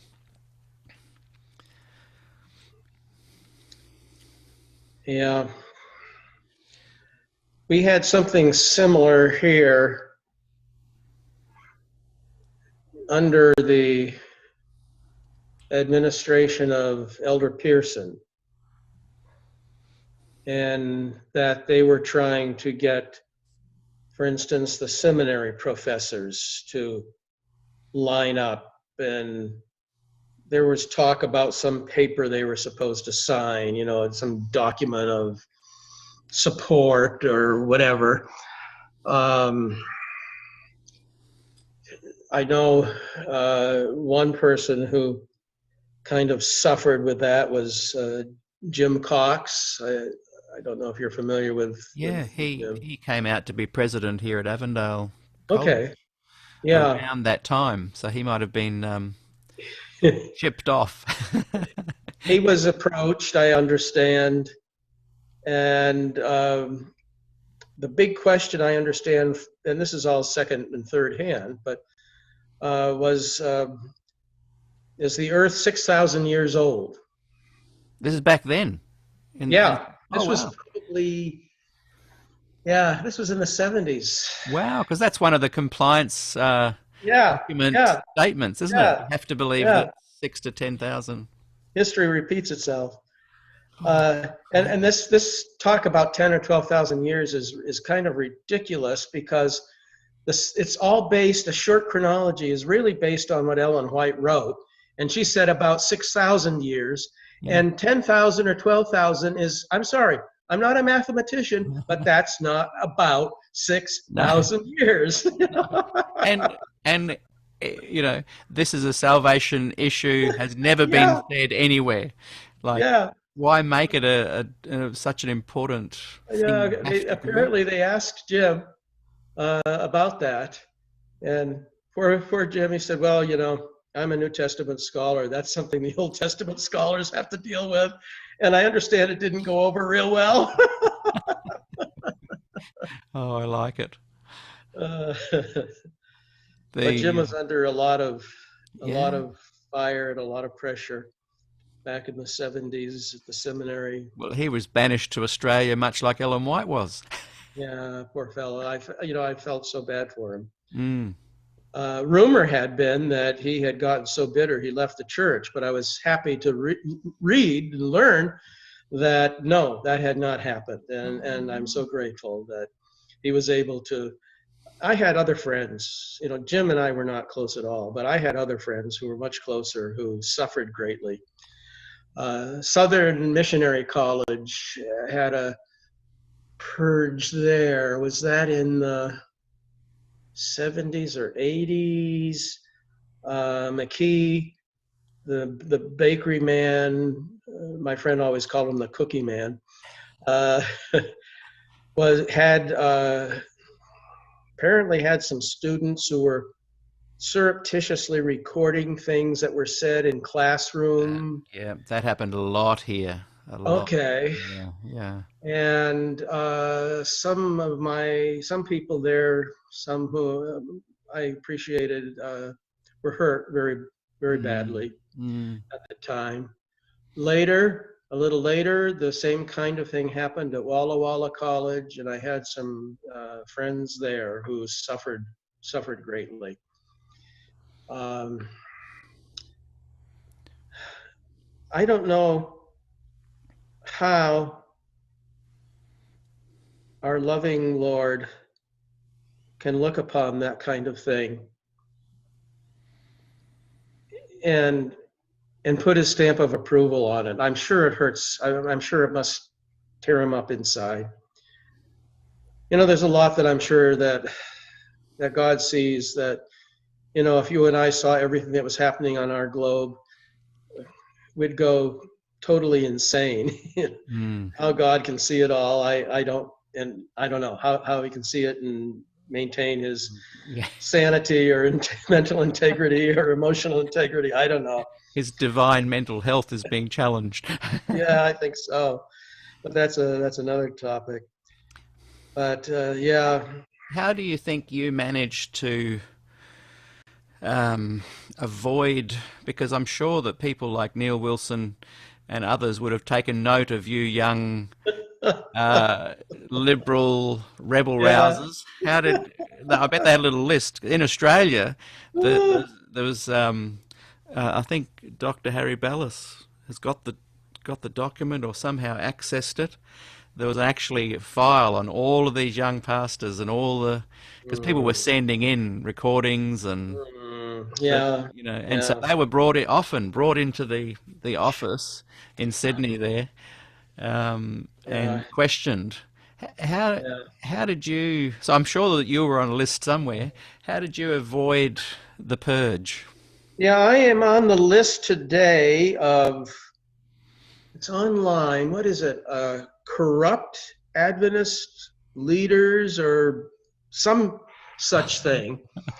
And those of us who are on there, I don't even know who is behind this, feel it's a wonderful testimony to our integrity that we are on this on this list.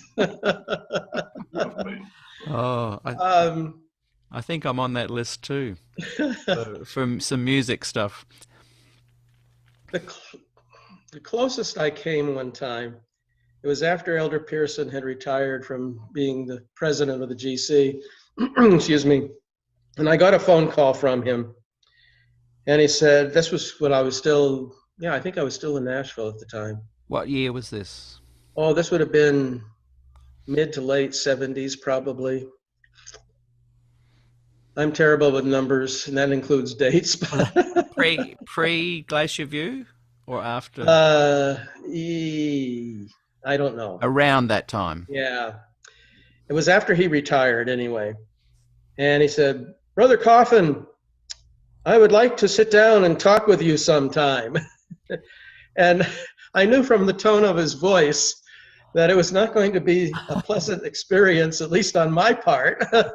Wow. Actually, it must have been after 1990, because he was still, someone wrote earlier that he was president up to 1990.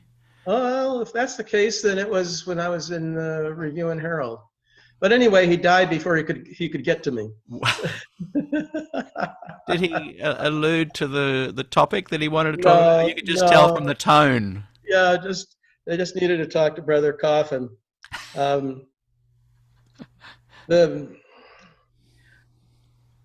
I understand. Now let's put it this way. A number of years ago, just about the time Ted Wilson was going to be elected president of the GC, Pacific Press accepted a book of mine in which I took the biblical metaphors of sin and the biblical metaphors of salvation and matched them. So if sin is an illness, then salvation is healing. Mm. If sin is a broken relationship, then salvation is a restoration of relationships. And so I had never seen those, put together. Mm. So the whole book was about these metaphors. Mm. And Pacific Press accepted it for publication, and they put it on a fast track because they wanted to have it ready for that summer's General Conference World Session. And somewhere, somehow, and all this is foggy because, of course, I wasn't there, they understood that Ted Wilson was probably going to be put in. And somewhere, somehow, apparently, Oh dear. Ted had given them a list of the books and authors that he did not approve of. Wow. And I was one of them. Oh my goodness. And so they killed the book project. Oh, They didn't ask for their advance and royalties back, so that was nice that's of them. lucky. Bought a few ice cream cones or something, after that. $20 well spent. So the book now I published on my own, and it is on Kindle now. What have you called it? And it's something about metaphors. Anyway, metaphors is in the title. In the title. Wow. They see themselves as some kind of keepers of the flame. Yeah. And I can imagine them on committees literally being judicial about who is allowed in and who's not allowed in to protect this flock over here. Have you ever thought about doing a paraphrase of the Great Controversy? Oh. and kind of, make it a little bit more appealing. Yeah. This reminds me, while Neil Wilson was still General Conference president, we had published a book by Helmut Ott. I think we accepted it at Nashville, and I think though it got printed at the Review after the merger in 1980. And it was something about Ellen White and what she said about justification. And apparently Neil was not terribly happy with that book. And about the same time, Pacific Press had published a book, and I don't remember the title at all. I don't remember what it was about. And he was not happy with that book. And of course, these all went through book committees. You know, it was not an editor's decision. So Elder Wilson called a meeting to meet in the big boardroom adjacent to his general conference office. And a couple of us from the review were there. And by that time, the review was in Hagerstown, Maryland. So, you know, we were fine.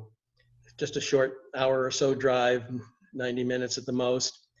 Pacific Press had 2 or 3 people there, as I recall. And of course, they had airline tickets that they had purchased from Idaho. So all of us got into this big room, and there were general conference secretaries and general conference vice presidents. And it was quite an auspicious group. And Neil got up and, you know, he gave his lengthy speech. And the rest of us were waiting because we knew we were going to have to defend why we published that terrible book. And when Elder Wilson was done, kind of looked over at all of us, you know, gathered around the table, stunned with him, whatever. And one of, I don't think it was Elder C.D. Henry, but one of the African-American vice presidents or secretaries or something raised his hand, and Neil recognized him, and he said, "Mr. Chairman, has the church taken an official stand on either of these topics?" What Pacific had written, you know, their book and our book. Good question. And Elder Wilson said, "No." And the good brother said, "Well, then why are we here?" We didn't have to defend anything. Yeah. The meeting dissolved. And Pacific Press guys, poor fellas, they had to figure out what they were going to do for the rest of the day because they couldn't change their tickets. So they had to spend another day or two there and go back on their round trip tickets, you know. And of course, we just had that little ride up to Hagerstown, Maryland. I'm surprised Neil didn't try and steamroll and keep the meetings going and get them to reconsider their vote. Oh, I'll tell you, that one just really took the wind out of his sails. That's classic. Every now and again, there's a. I was so relieved. I wasn't sure what I was going to say other than, well, you know, we had all these readers, evaluators read it, and they all, you know, 95 or whatever % of them said, "Yeah, let's do that." Yeah. It's crazy. They try to protect. It's almost a question of free, and you must find this incredibly troubling in America, where it's suppressing freedom of speech. Can I turn to some statements and comments? My little monitor crashed, so I'm hoping that I haven't lost some of the important questions there. But there is a couple of things there, I think. Before I do that, is there anything you'd like to kind of share about the Glacier View experience that we haven't covered? Anything else you'd like to add? Just to say that I was able to make some new friends there. Yeah. People who were there: Roy Adams, Jim Cox. I had known who Jim was, but I was never terribly close, but I got to know him better. Art Furch. Yeah. Jack Provancha. Lou Venden, I think, was there. I didn't check that one out to see if he was on the list. But, and there were several others. And it was just a nice experience. But these were all the scholars. Yeah. Not on the administrative side. Yeah. It was a wonderful experience in so many ways to see my church at work. Kind of disappointing in some other ways, of course. Yeah. Um, I still can't understand. You know, some people thought that Des was anti-Ellen White, and I can't imagine anyone stronger on Yeah, Ellen White than Des. I I know. mean, he It's could ironic. rattle her statements off and tell you it was on page such and such. Incredible. Yeah. Uh, I think Poor I think man. they He feared just that. got bad press or something. Yeah, I think they feared that he was going to do, I guess, what he eventually did was to do away with the concept of anything supernatural happening in 1844. Yeah. Maybe Neil kind of saw that potentially happening down the track and the impact it would have on people. I don't know. I don't know. Um, Uh, I know there was a good question that's disappeared, I think. Um, oh, no, it's still there. I'll just quickly go through some of these statements. And look, feel free to interrupt if you think of anything else you'd like to add.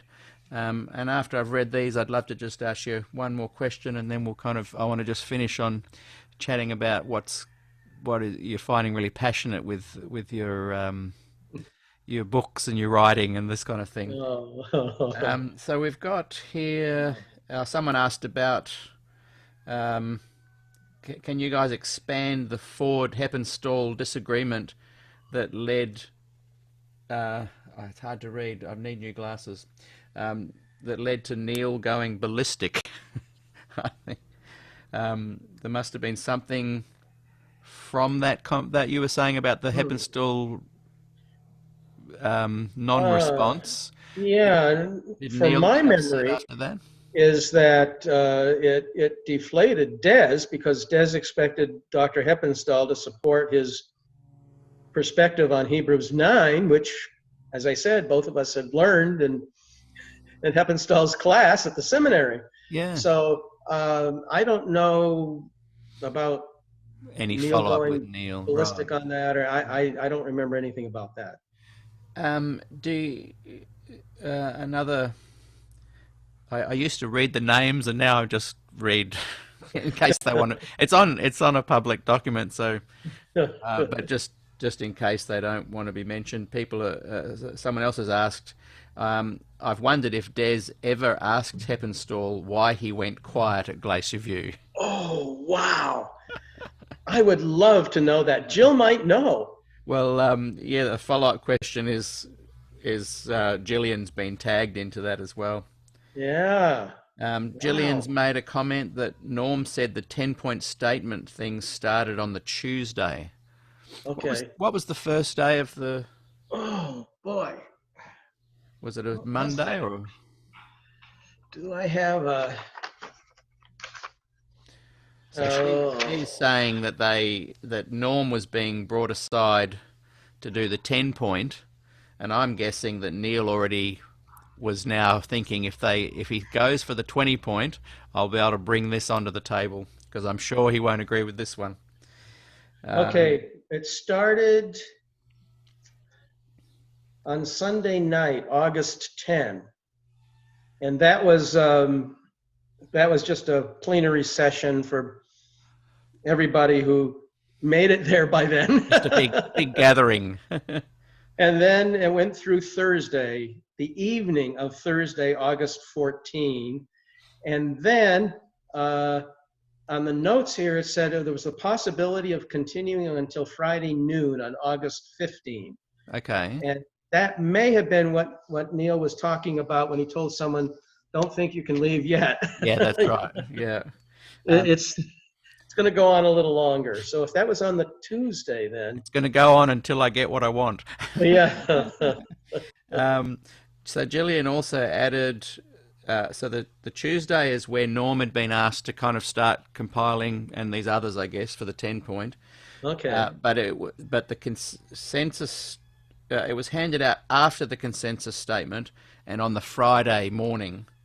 The consensus statements were read out first, and Gillian says she was there, and they were voted on, and then the 10-point statement was read out after we had been asked to leave and wasn't voted on.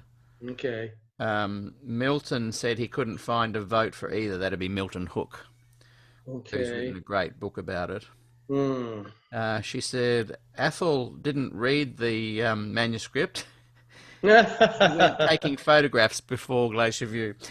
Um, Oh, making up, she also says, making up with Athol in the retirement years I mentioned might yeah. have made Norm feel good, but when ministers were fired in the field by Athol, Avondale was silent at the time, Oh boy. and those men won't be impressed. It's this. It's an Wow. interesting thing. The silence thing has really troubled Hmm. me over the years.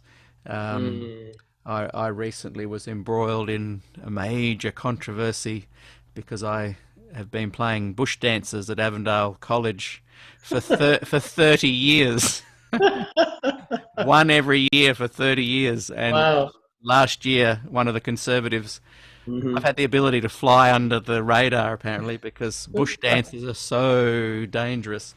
Oh yeah. Well, And so anyway, there was a hmm. big expose of my bush dancing on a conservative. What was it called? Advent. Oh, something Advent. I can't remember offhand.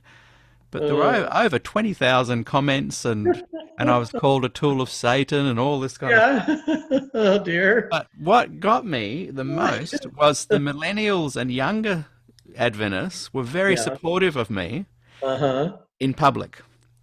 And the leaders of the church and the liberal pastors and Mm-hmm. Avondale Mm. behind the scenes were very Mm. supportive. And I Mm-hmm. said to a lot of them, well, go and write it on that wall. Go and write it in the Facebook group where I've been attacked. Mm. And none of them did, and Yeah. that had a bit Yeah. of an impact on me. Sure. Um, Sure. I'm Yeah.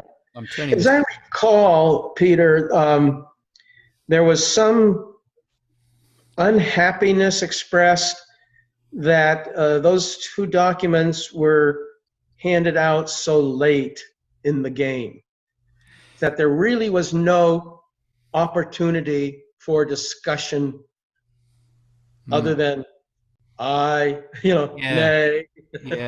yeah. Which Yeah. which is a tactic that kind of was used for the compliance document too, from what I'm gathering. Mm. Boy, isn't that troubling? Where those 6 unions were warned. I'm hoping the Norwegians and the Danish unions rebel. Come on, Yeah. guys. Another person has written about the list you were talking about. I'm on that list for being too gay friendly, they said. Oh, okay. Someone else has said preemptive censorship. I'm not sure what they were referring to. Yeah, I was I think I was on that corrupt leaders or whatever. I think I was listed as being anti-Ellen White or something. I didn't believe in the spirit of prophecy or Oh, something okay. along. I think that's what it Yeah. was. Obviously, this person has no idea what some of us think. You No, know? yeah, they just want to. And the interesting thing is that they're winning. They've got the numbers now. People, Adventists have mistakenly seen this as a pendulum swing between traditional and liberal, like society has. Yeah, It's yeah, not. It's been a trajectory of conservatives wanting their church back and yes, liberals getting power and then dipping away. yes, They're yeah, yeah, retiring, they're dying. yeah. That's Um, an interesting observation. Yeah. um, Someone else has written historical facts are important, but it is the personal stories that give colour and make it interesting. I think they're commenting on valuing what you've said today. Another person has said, please ask Richard about his take on Des changing views, given that you, Richard, edited Des's first Daniel commentary. Did I edit that? Uh, I know I was the book editor when we accepted it. yes, so you might have been the editor Yeah. of the publishing house, Um, but not necessarily edited the actual work. yeah. I don't. I have it in my office over here, but I will say yay or nay on that one.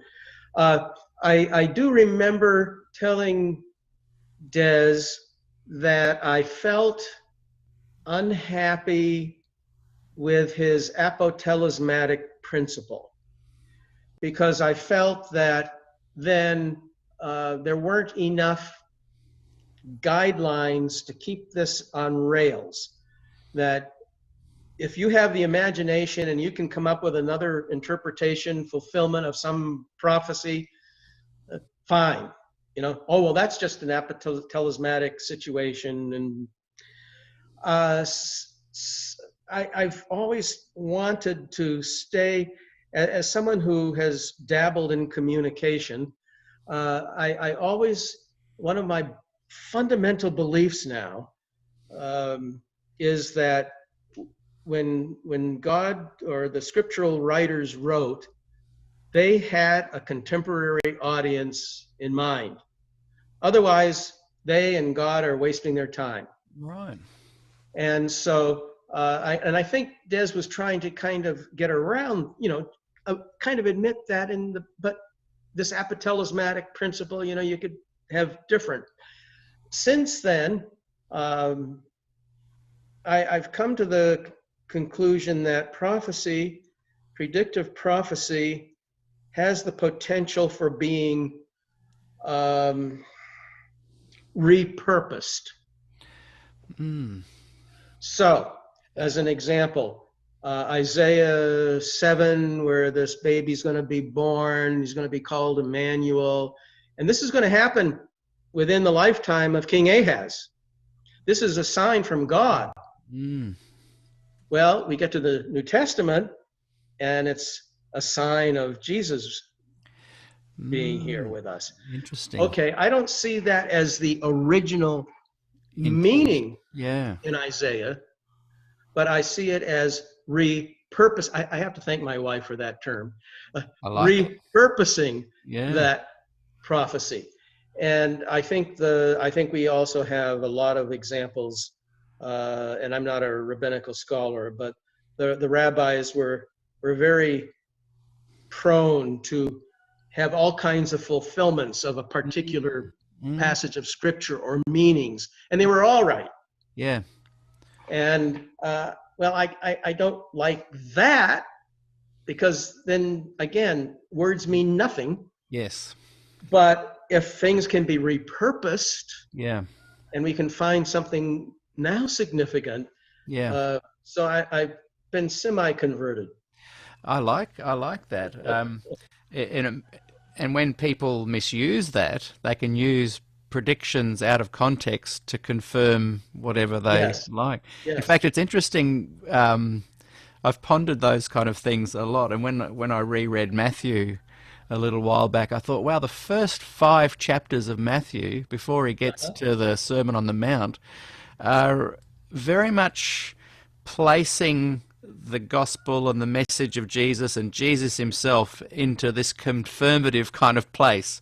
Exactly. He's saying, now because of this, Jesus fulfills this because you guys said that. So he's obviously speaking to his audience. Yep. And that worked quite well back then. Yes. Yeah. Yeah. For biblical scholars today, yeah, exactly. And in fact, a lot of the imminent end times kind of predictions, the apostles clearly thought Jesus was returning imminently in their time, in their lifetime. Absolutely. And Adventists have kind of repurposed that. I'm going to use this word now. Thank you, wife. Yeah. No, you're absolutely right. And this same theme, not only did Jesus believe it, but the same theme goes through the rest of the New Testament authors, and then through the Christians throughout the centuries and millennia since then. Yeah. I have a file in my computer hard drive of the statements, or some I didn't even do statements because it gets too bulky, but people throughout history who have been predicting Jesus is coming such and such. Yes, constantly. And it's incredible. It's been all the way through.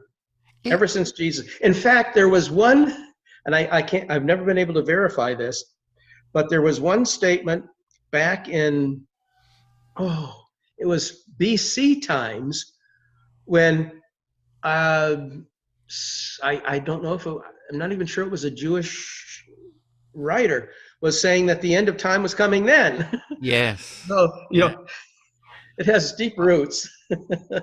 It's I don't prepare questions, but as I've been thinking about George Knight coming on in a couple of days, I wanted to run something past him, which I'll run past you because I love how you think, and you might have some thoughts on it. If the Bible is so clearly saying don't predict a time, and even the apostles got it wrong, but if the Bible's clearly saying don't do that, and I need to think about this more, so it's good that I get to just kind of think out loud. How then can we look at 1844 if the very discovery of that date says, yes, there was a prediction that something happened that night on October 22, even though we shouldn't have been looking for it. Thank goodness we did follow that rabbit down that rabbit hole. How then do we repurpose it to justify the great disappointment when we shouldn't have even been looking there in the first place? And maybe our pioneers in the 1840s were repurposing something already. Yes. Now, we will not go any further into that, but You'll have to message me how I can better articulate that question, because in my head I'm thinking, boy, that sounds good, and then as I say it out loud, I'm thinking, I need to rephrase that a bit better. I was sitting, I don't know, have you heard the name Sakai Kubo, New Testament scholar? He taught at the seminary. Yes, I have. Wonderful Christian gentleman. Probably the finest New Testament exegete our church has had for decades, maybe ever. He got out of the brethren's favor, so they put him in the seminary library. And I was sitting in his office there in the little tiny office, just a little thing as I recall, like a closet, almost. And I asked him, wow. He shocked me. I asked him, I said, what about the second coming? Jesus himself said he expected to come. And Sakai said, I'm quoting, he was wrong.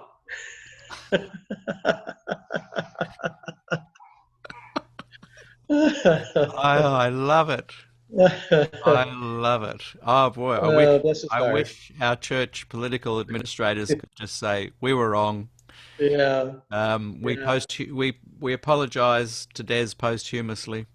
But I fear Sakai's boy was playing baseball there at the seminary in Berrien Springs and got hit in the head with a ball. Oh. Killed him. Whoa. And I think he was like, I don't know, 13 or 14, something like that. Fabulous.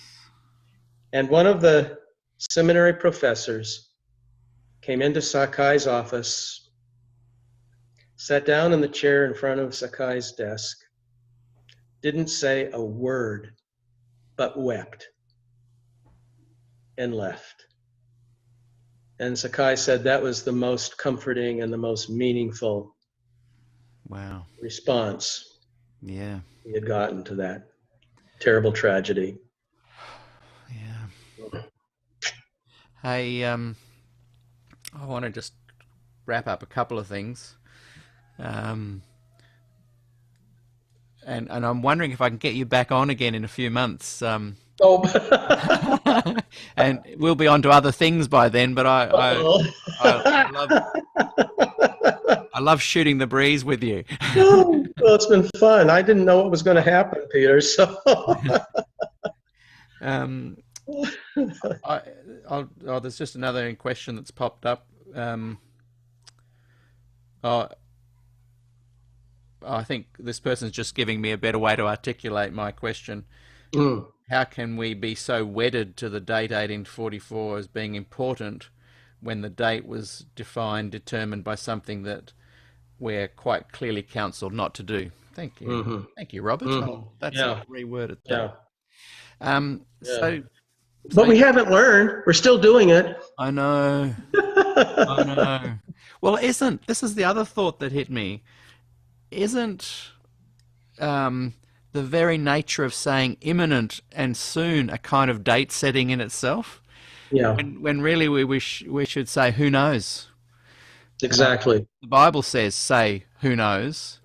Yeah. It could be any time, could be 1,000 years. Jesus said to be prepared. He doesn't say get prepared. Just be prepared. Yeah, And when yeah, it happens, it happens. yeah. But so yeah, I kind of almost see this imminent push of the imminent soon return as almost spiritually abusive, because it's such, It is. yeah, It is. I agree. yeah. Yeah. So there's possibly a whole other conversation. That's why I'll just touch on it. We'll let you go, and then I want to invite you back in a few months, because we've got some really good series coming up. We're going to be chatting to a lot of people that identify as gay Seventh-day Adventists. Mm. Another series where we've called "Listening to Women," and I'm just going to zip my mouth, and I'm just going to say, "Tell me your story." Good. Which, as you've Yeah. noticed, is hard for me to do. Oh.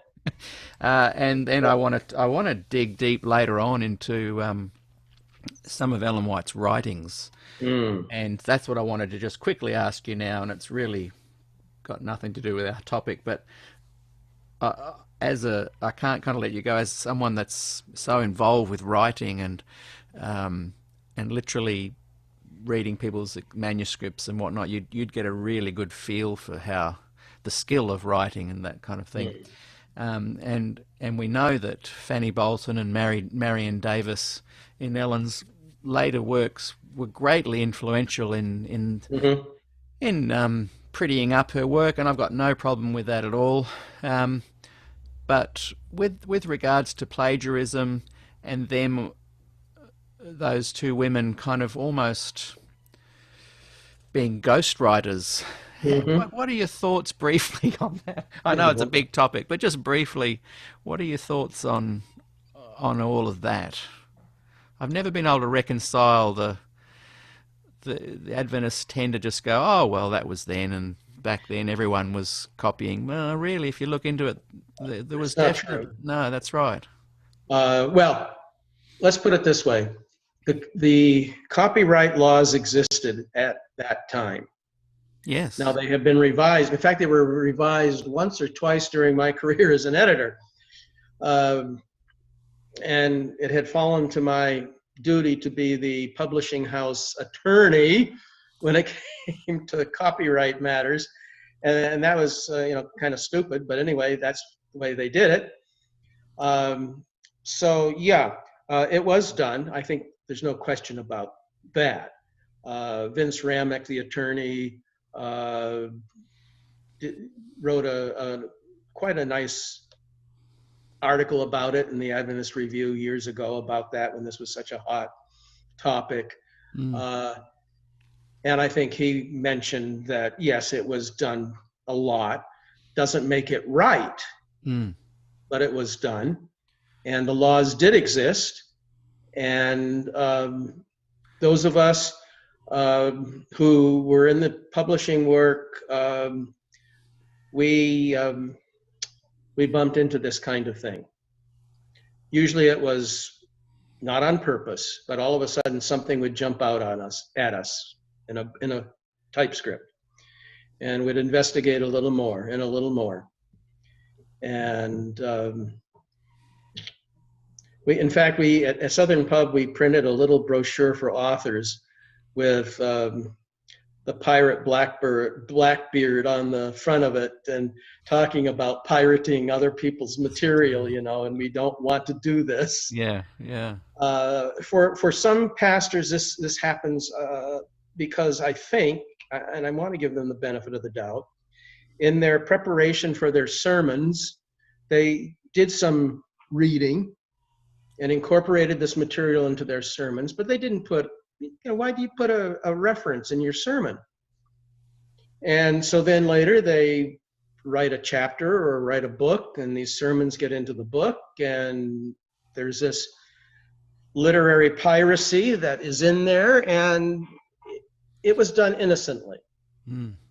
Now, there are some other people that I don't think it was done innocently so much, I had a real run-in in Southern with someone, but that will be another story sometime, Really? Peter. Do you think Ellen did it innocently?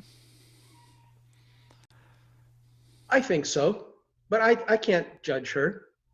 I don't know. I think, and again, this is my own opinion, I think her son Willie and others later bent over backward to try to defend her and maybe even stretch some things. Oh, well, she put that book up on the shelf and never looked at it, Well, then, if that's the case, why are sentences and paragraphs the same? Yeah. That's a hard one. Yeah. But had you read The White Lie, Walter Ray's The White Lie? Oh, years ago, yeah. And before that, Don McAdams wrote the one on the Great Controversy, I think it was, in Ellen White. Right. That didn't go over well. His dad was the publishing director of the General Conference for all the literature evangelists. Wow. And his son does this historical. What was that one called again? Oh, it was something Don McAdams did, and I think it dealt with Great Controversy and her use of historical sources there. And he was quite a bit ahead of his time, as I recall. I think at the time, he was president of Southwestern College. Right. Southwestern Adventist College. I'll look that up. I had Ron Numbers interview the other day, and he. Oh, did you? I would love to meet Ron sometime. And great guy. Yeah. And Jonathan Butler as well. Yes. Yes. The three of us we got together for a chat, as in you, me, and those two. The pre-interviews were just hilarious. My cousin, whom I'm very fond of, is a friend of Ron Numbers. Right. And my cousin is at Andrews. He's retired now. He's a biologist. Just wrote a book on how he moved from solid creationism of short Earth to long ages. It's a marvelous book. Very well written. Your cousin's book? Yeah, James Hayward. Oh. His father was an American preacher who frequently went to Australia to speak to the concerned brethren. What was his name? James Hayward also. Oh, really? Yeah. Now that does ring a bell. So his son wrote quite a liberal work. It's brand new. And the father was quite a conservative. Well, the father was quite a conservative. He was. Yes, he was. And what's the new book called? We'll chase that up.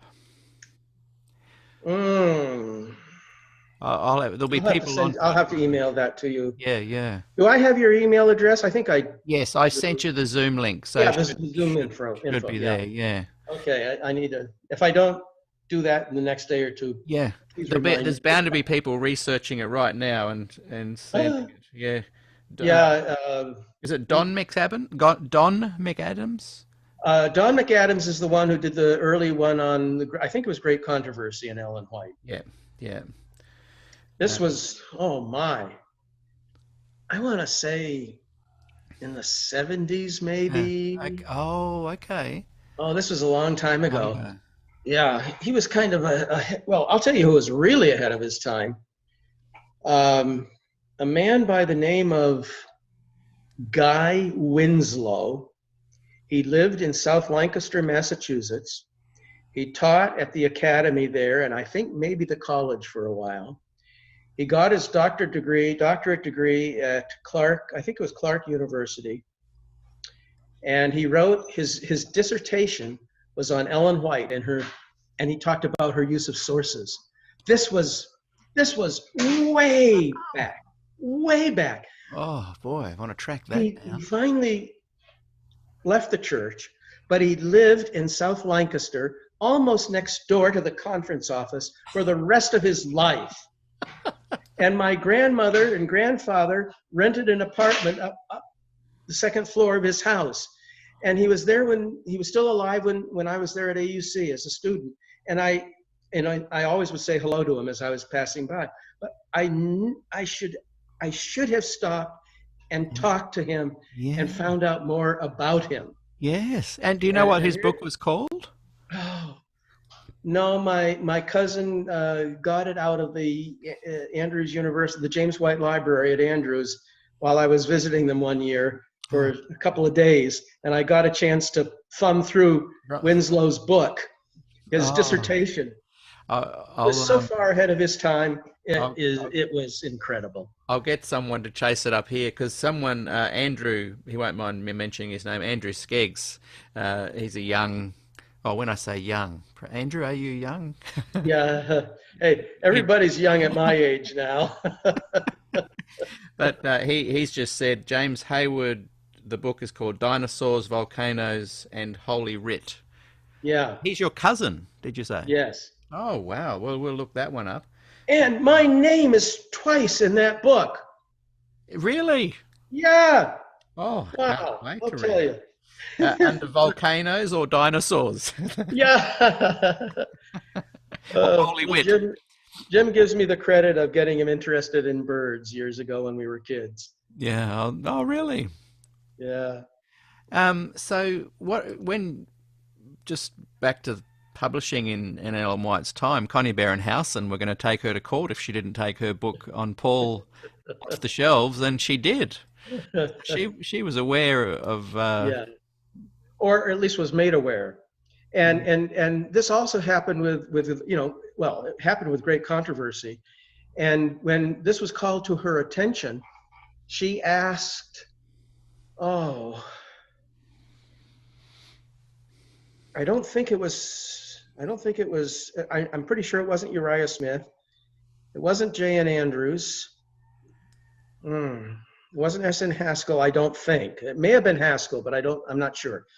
Asked that person to go through great controversy and redo the historical quotations. Yes. And put in even better ones, because she was criticized for using out-of-date material. Yeah. And as I recall, and George Knight will know this, I mean, he knows all this stuff. As I recall, this fellow did not want to do that because he believed in verbal inspiration. And so every word she wrote had to be, directly from heaven. Right. And she made him go ahead and do it. Yeah. And revise her work. Interesting.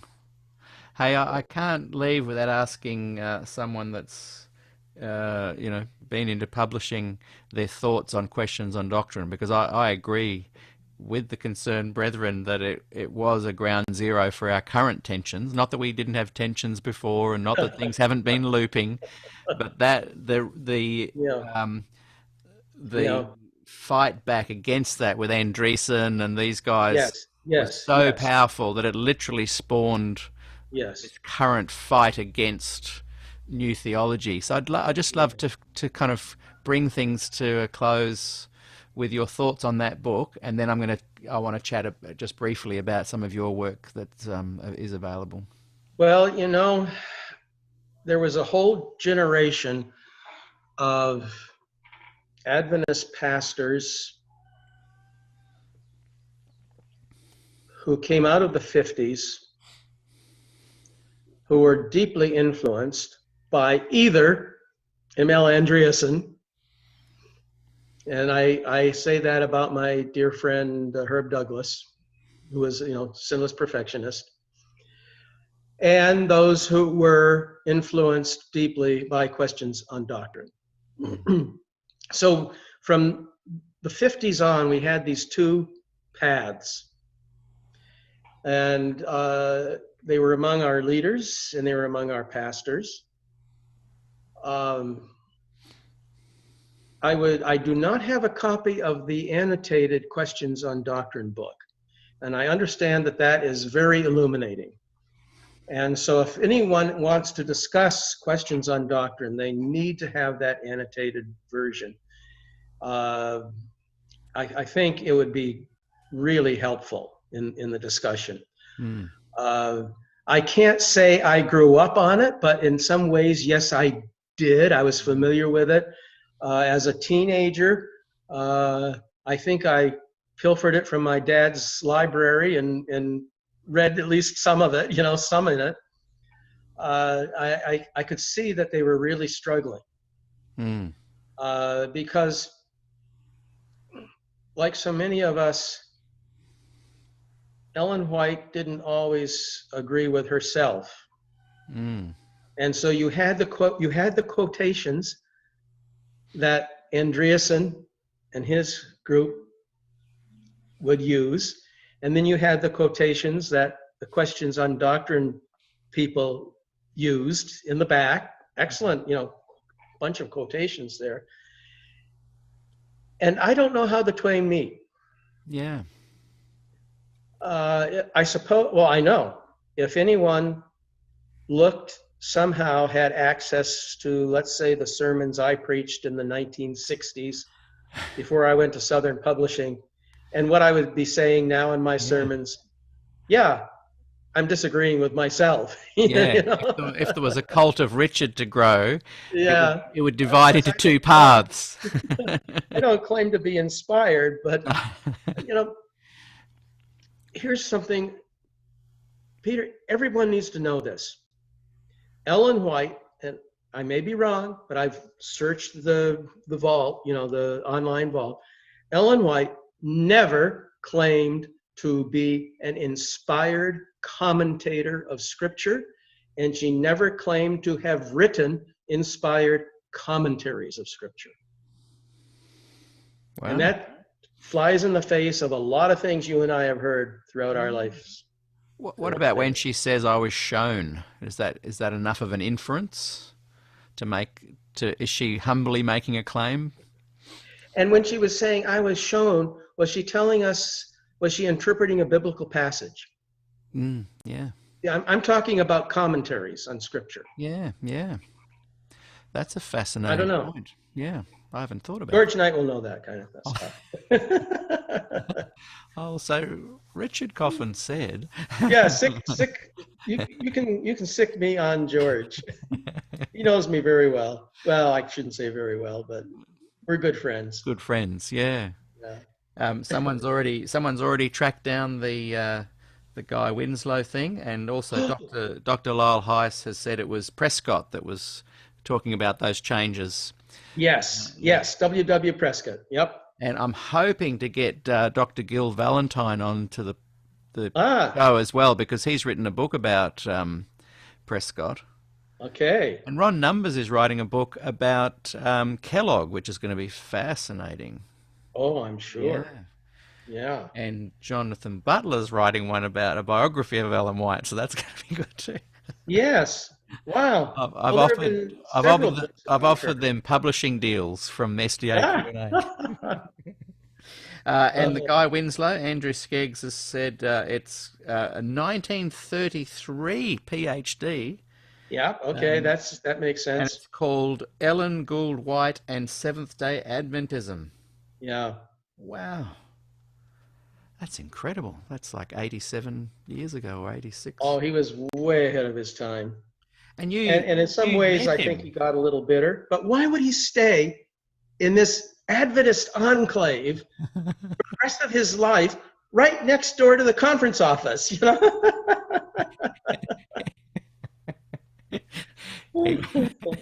was praying over them.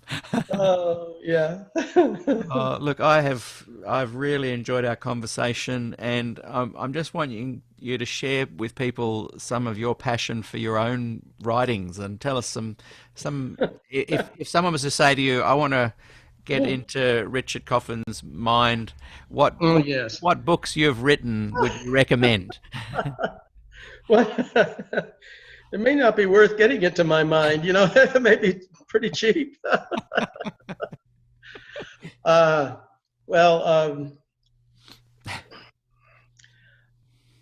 I'm a compulsive writer. And so I am not happy, even today, if I'm not writing something. Mm. Some of the things I can share with Adventists today. Lawrence Seibold is the editor now, and we have a nice relationship. Put a good word in for us for here. We're trying to get him on the podcast too. Oh, good. Yeah, he's a fine person. I'm just waiting to meet him personally. Right now, the topic I have been working on, or the topics have been the judges. And what can we learn in the judges? I'm retelling their stories and trying to find out what some of the rabbinical traditions were about the judges. And the rabbis would come up with, for instance, the name of Manoah's wife. Well, you don't find that in scripture. And they have a name. I can't even pronounce it, but anyway, they had a name for her, and several names I've been able to find. So it's been a lot of fun. Wow. I'm in the first draft stage right now, and I just started the first part of an essay on Samson, whose name probably means something like Little Sonny. And that's a good name for him. I love that name. Little Sonny. Little Sonny. That is classic. And like his girlfriend there, Delilah, her name meant flirt. It's marvelous. Oh, wow. Well, that ties into almost mythological status.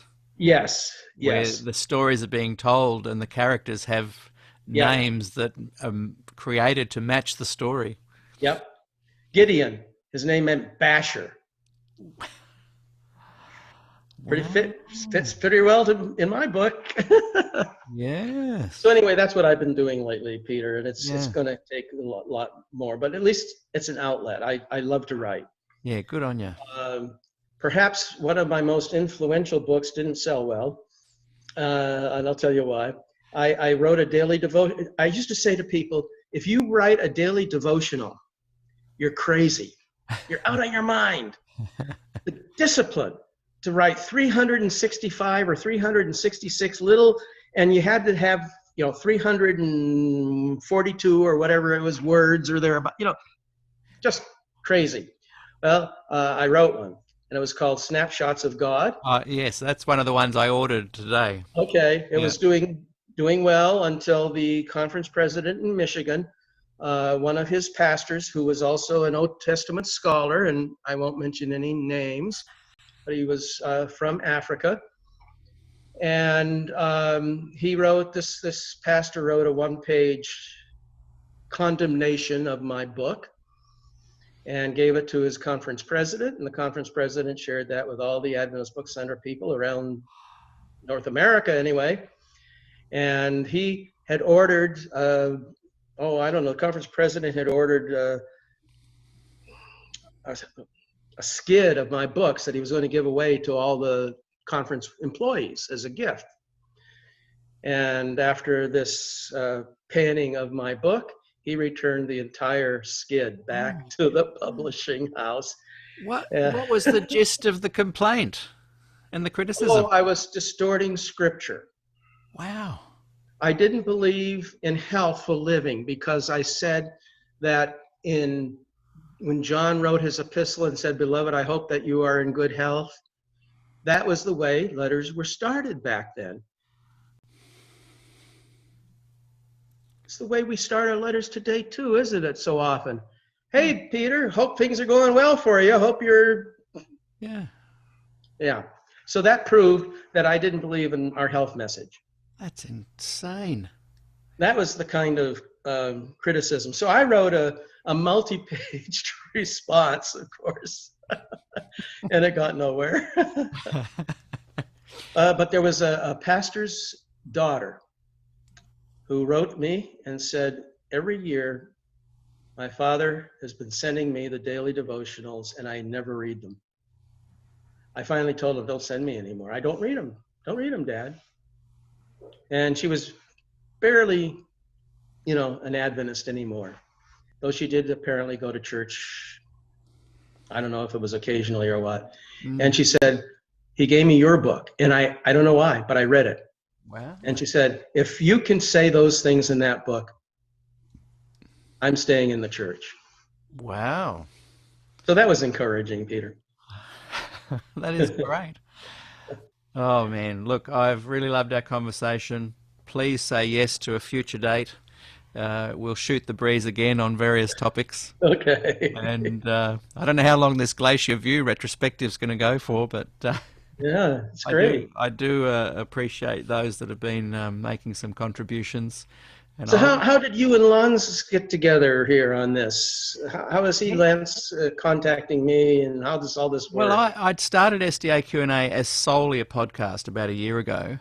And my interview with Des Ford, I divided into 3 parts. I went up to where he and Jill live, and prior, of course, to his sad passing. And I literally drove all the way up there. It took me about 11 hours, I think. Whoa. With my little recording stuff. And and we had a fascinating afternoon, and they became the first 3 episodes of my podcast, because I'm interested in talking to people from all kinds of spectrum of Adventism. And about, I don't know, sometime in the last few months, Lance wrote to me and said, I really love your podcast and those first 3 with Des. And he said, you should interview Dr. William G. Johnson. And I laughed and said, well, the chances of that happening are nil. But you go for it. You see if you can get him. Yeah. And then Okay. about 8 weeks ago, 8 weeks ago, he wrote and said, I've lined up an interview for you with him next week. So that kind of, I've got a lot to thank him for, because that led to that first interview, which we then decided to go live, which we now have continued doing. So it goes to podcast and to live. And that led to this explosion of the group growing from, 200 members to over 1,000. I think we're 1,100 now. In Very fact, good. I forgot to let in about 20 people this morning, so sadly they'll have missed the live. They'll be able to come back and watch it.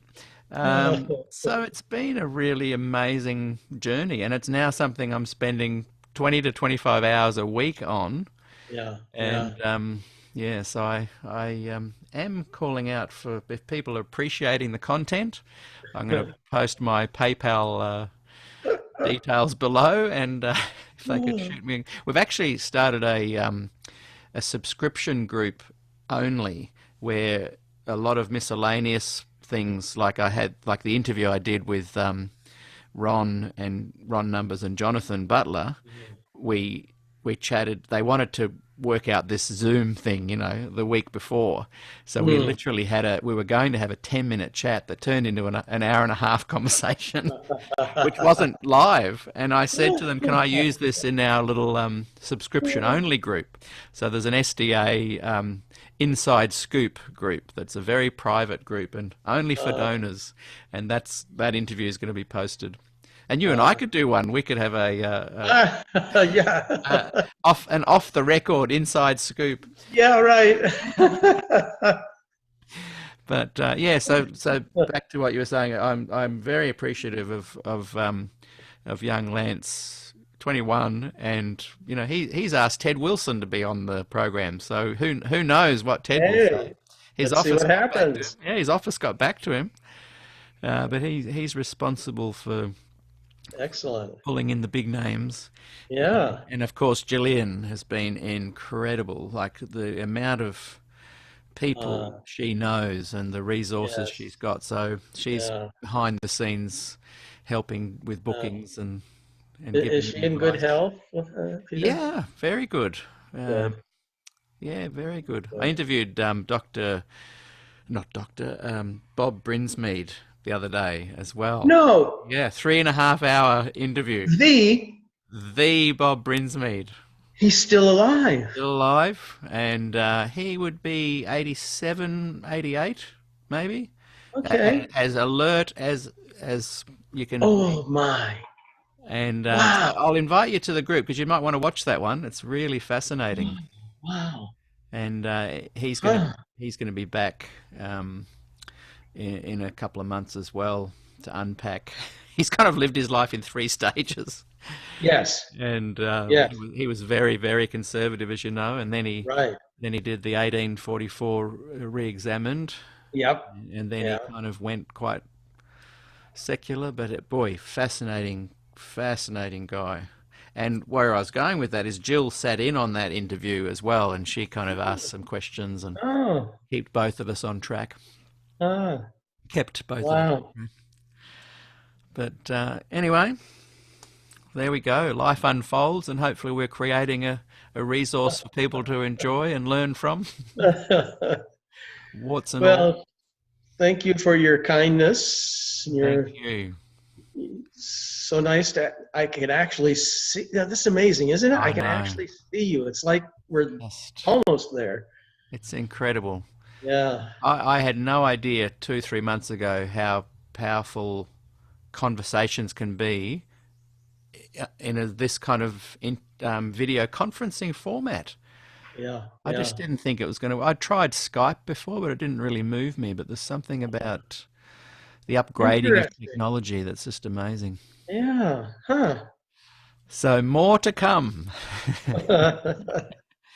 Hey, we really appreciate you being here, and thank you very much, Dr. Richard Coffen, for being I'm part not a of. doctor. I'm not a doctor. Oh, you're not a doctor?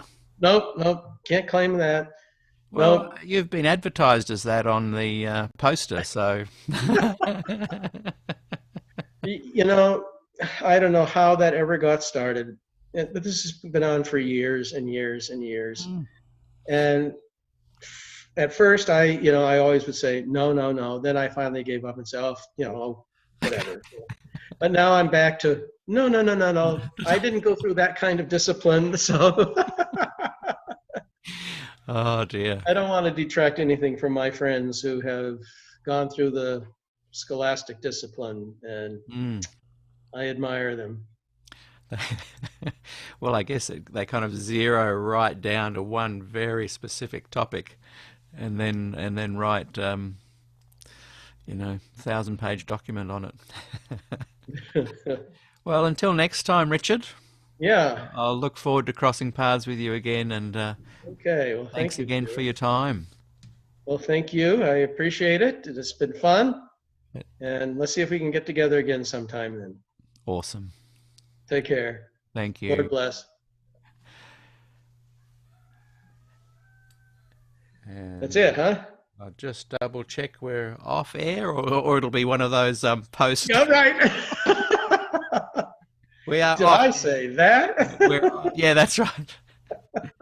Oh, that was fabulous. Oh, man, I've really, really enjoyed connecting with you, Richard. I had a great time with getting to know you, Ron Numbers and Jonathan Butler. Absolutely, what's the word for it? Edifying? I don't know. So John and Ron and I are going to get together for a Zoom chat, and I'd love to invite you along as well, just the four of us, just for fun. They said, oh, we just want to get together with you just socially, just have a chat. Yes. Yeah. Yeah. I said, let's do it. I'll bring a coffee. You guys drink whatever. And so when that happens, I'll let you know. And I'd love that. I'll also send you a link to the group, just so that you can look at some of the interviews you might be interested.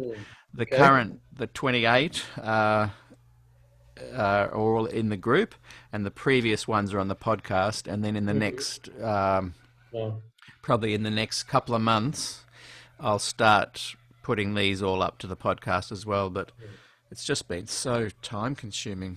Yeah. And your experience, did you ever get to know Jim Coffen? Yes, I did. We're related way back, hundreds and hundreds, back to what, 1660s or 40s or something. You know what?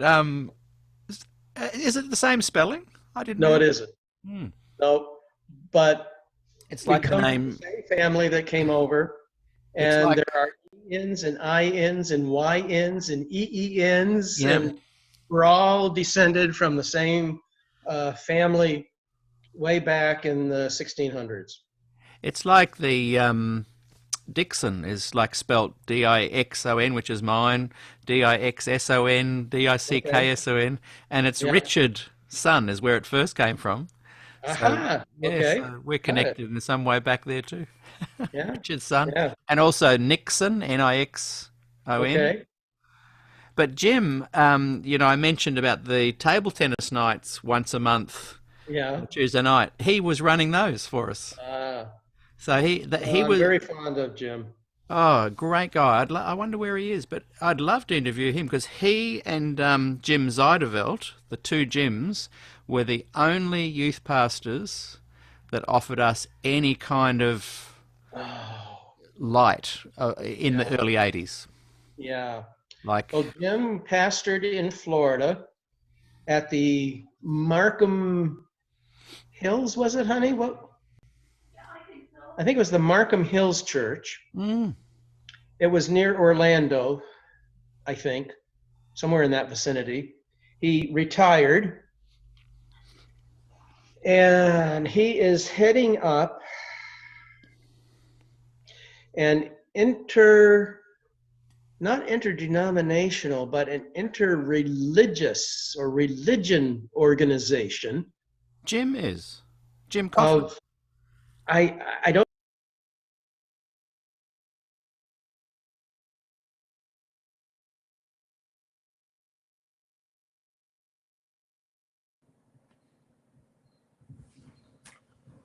Hello. Looks like I'm on my own.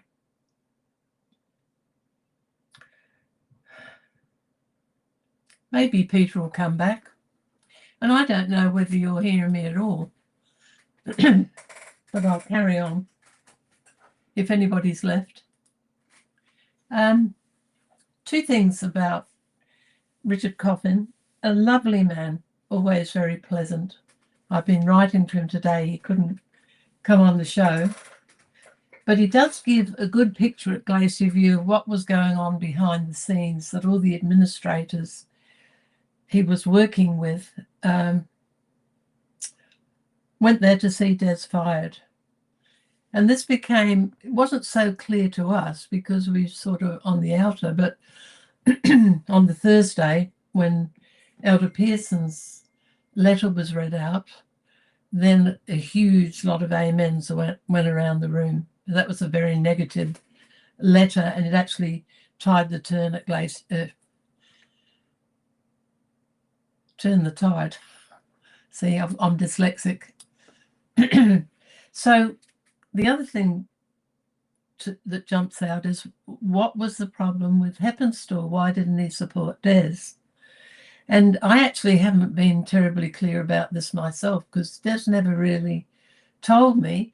He did say that at Glacier View, he didn't, and I've said this before more than once, he didn't want to embarrass Heppenstall in front of everybody else. But there were differences of opinion. And I've recently worked out, partly because of something that Gilbert said in a series of slides. Anyway, I've done quite a lot of work of this, and I'm going to present it at some time. And I can't show my slides because Peter has to take those up, and he's not here. So here are 4 alternatives. I got this bit from Smuts and another bit from Gilbert. The first version of End Times was 1844, the date of the second coming. Well, that turned out not to be true, so we put a red cross against that. And the second was the shut door theory. Now, the shut door theory was the theory that in 1844 the whole world got their close of probation, and that 7 years later they expected Jesus to come. Well, when in 1851 he didn't come, that one was wrong. Now, the third version, which was also wrong, was the investigative judgment, that God was going through the heavenly records after 1844, Jesus, looking at the sins of the dead and the living to see if who was safe to save. Well, that's not biblical. But the Heppenstall came up with a version in 1950, 270, and was teaching it when Des was at Glacier View. And Gilbert said he turned the doctrine on its head and said it wasn't about our sins being investigated. It was us vindicating God. Now, let me just find, I've got different things here to give you an idea. And the next time I talk about this, you'll be able to see the pictures. And I'll probably have John Rosier on with me, who will comment on it better than I would do. So beginning in the 50s and on through the 70s, Edward Heppenstall began teaching that there were bigger issues involved in the pre-Advent judgment than just humans. And he had proteges. These were Hans Larendel, Rao Dedrin and Morris Venden through the 70s and 80s, who taught an understanding of the purpose of the pre-Advent judgment that included humans, Satan, the entire universe, and even God himself. And then on the sides, you had the moral influence people at Loma Linda. Particularly at this time, it was Graham Maxwell, who taught a sort of a governance theory. I'd have to go and look that up myself to find out what that was. And Jack Provencher. They were the two people who taught decades of dentists and medicos. So this theory, the moral influence theory, which is actually not a mainstream, it's a liberal view, is very much a West Coast medical type of belief. Right, so where am I going next? All right, I've got another thing that I can't show you, but I'll have to read from it. So you've got these 4 wrong versions of the investigative judgment. And the interesting thing is that the last 2, that God is investigating the sins of believers, which is in great controversy. This is a current view. And what Heppenstall taught, and various versions, that's another current view. And they're actually saying the opposite things. Ellen White's version says the focus is on God judging us. And what Heppenstall's saying is it's more us judging and vindicating God. So they're actually quite opposite opinions. I'd only just realised this. Now, last generation theology sort of takes this idea of our vindicating God, I think, from the liberals, and sort of tacks it on to Adventism, what they call an extension of Adventist doctrine. People like Dennis Prevey, Ted Wilson, and they follow John Wesley. And I've talked about John Wesley before. Ellen White was a Methodist all her life, and John Wesley was good on the gospel, but he had an error on sanctification, and which led to perfectionism. So that's sort of an overview of where Heppenstall and Des would have differed. And the incident where Richard Coffen is talking about Heppenstall not responding to Des, I don't think that was the Tuesday night, but he doesn't say. But on the Tuesday night, you remember that Heppenstall, he's at the front. Now I've got to do it so that you can see it, and I don't know whether it's the other way around. But on one side, Des is standing at the mic. So he's out here. And then Heppenstall is up on the platform questioning him. And then, this is Heppenstall. This is really funny. Neil Wilson jumps in. So Heppenstall was questioning Desmond, saying, can't you see the judgment? He meant the investigative judgment in Daniel 7. And Des couldn't, because he didn't agree with him on this point, on Heppenstall's new version of the investigative judgment. So this is why he goes boundary writing. I've mentioned this before. He gave long answers because he didn't want to deal directly with Heppenstall. He told me before he died, Heppenstall was my beloved professor. I didn't want to embarrass him in front of everybody. And he said the same thing happened at Loma Linda when Paxton was down there, and he and Paxton and Heppenstall had an interchange about sanctification by faith. And again, Des responded to that. He did a very good job, but he didn't want to directly embarrass Heppenstall in public. So that's the story. They did have a difference. And, I was thinking to myself, really, you've got two opposite doctrines going around on the investigative judgment. One's represented by the early pages of Great Controversy, and the main business plan of the church is like the bike rides and Bugsy and just plain the big mail-outs, which has cost the church billions of your dollars. Not that you've got billions of dollars. So the main business plan of the church is to push Ellen White, particularly Great Controversy, because it's got all the key Adventist doctrines in it. So it's a form of easy, you don't actually have to talk to anybody, you can give them a book. And of course, currently Reclaiming the Prophet has been stopped publication by the Ellen White estate. Now that's because they're worried about the key person at the center of the business plan being shown to be wrong.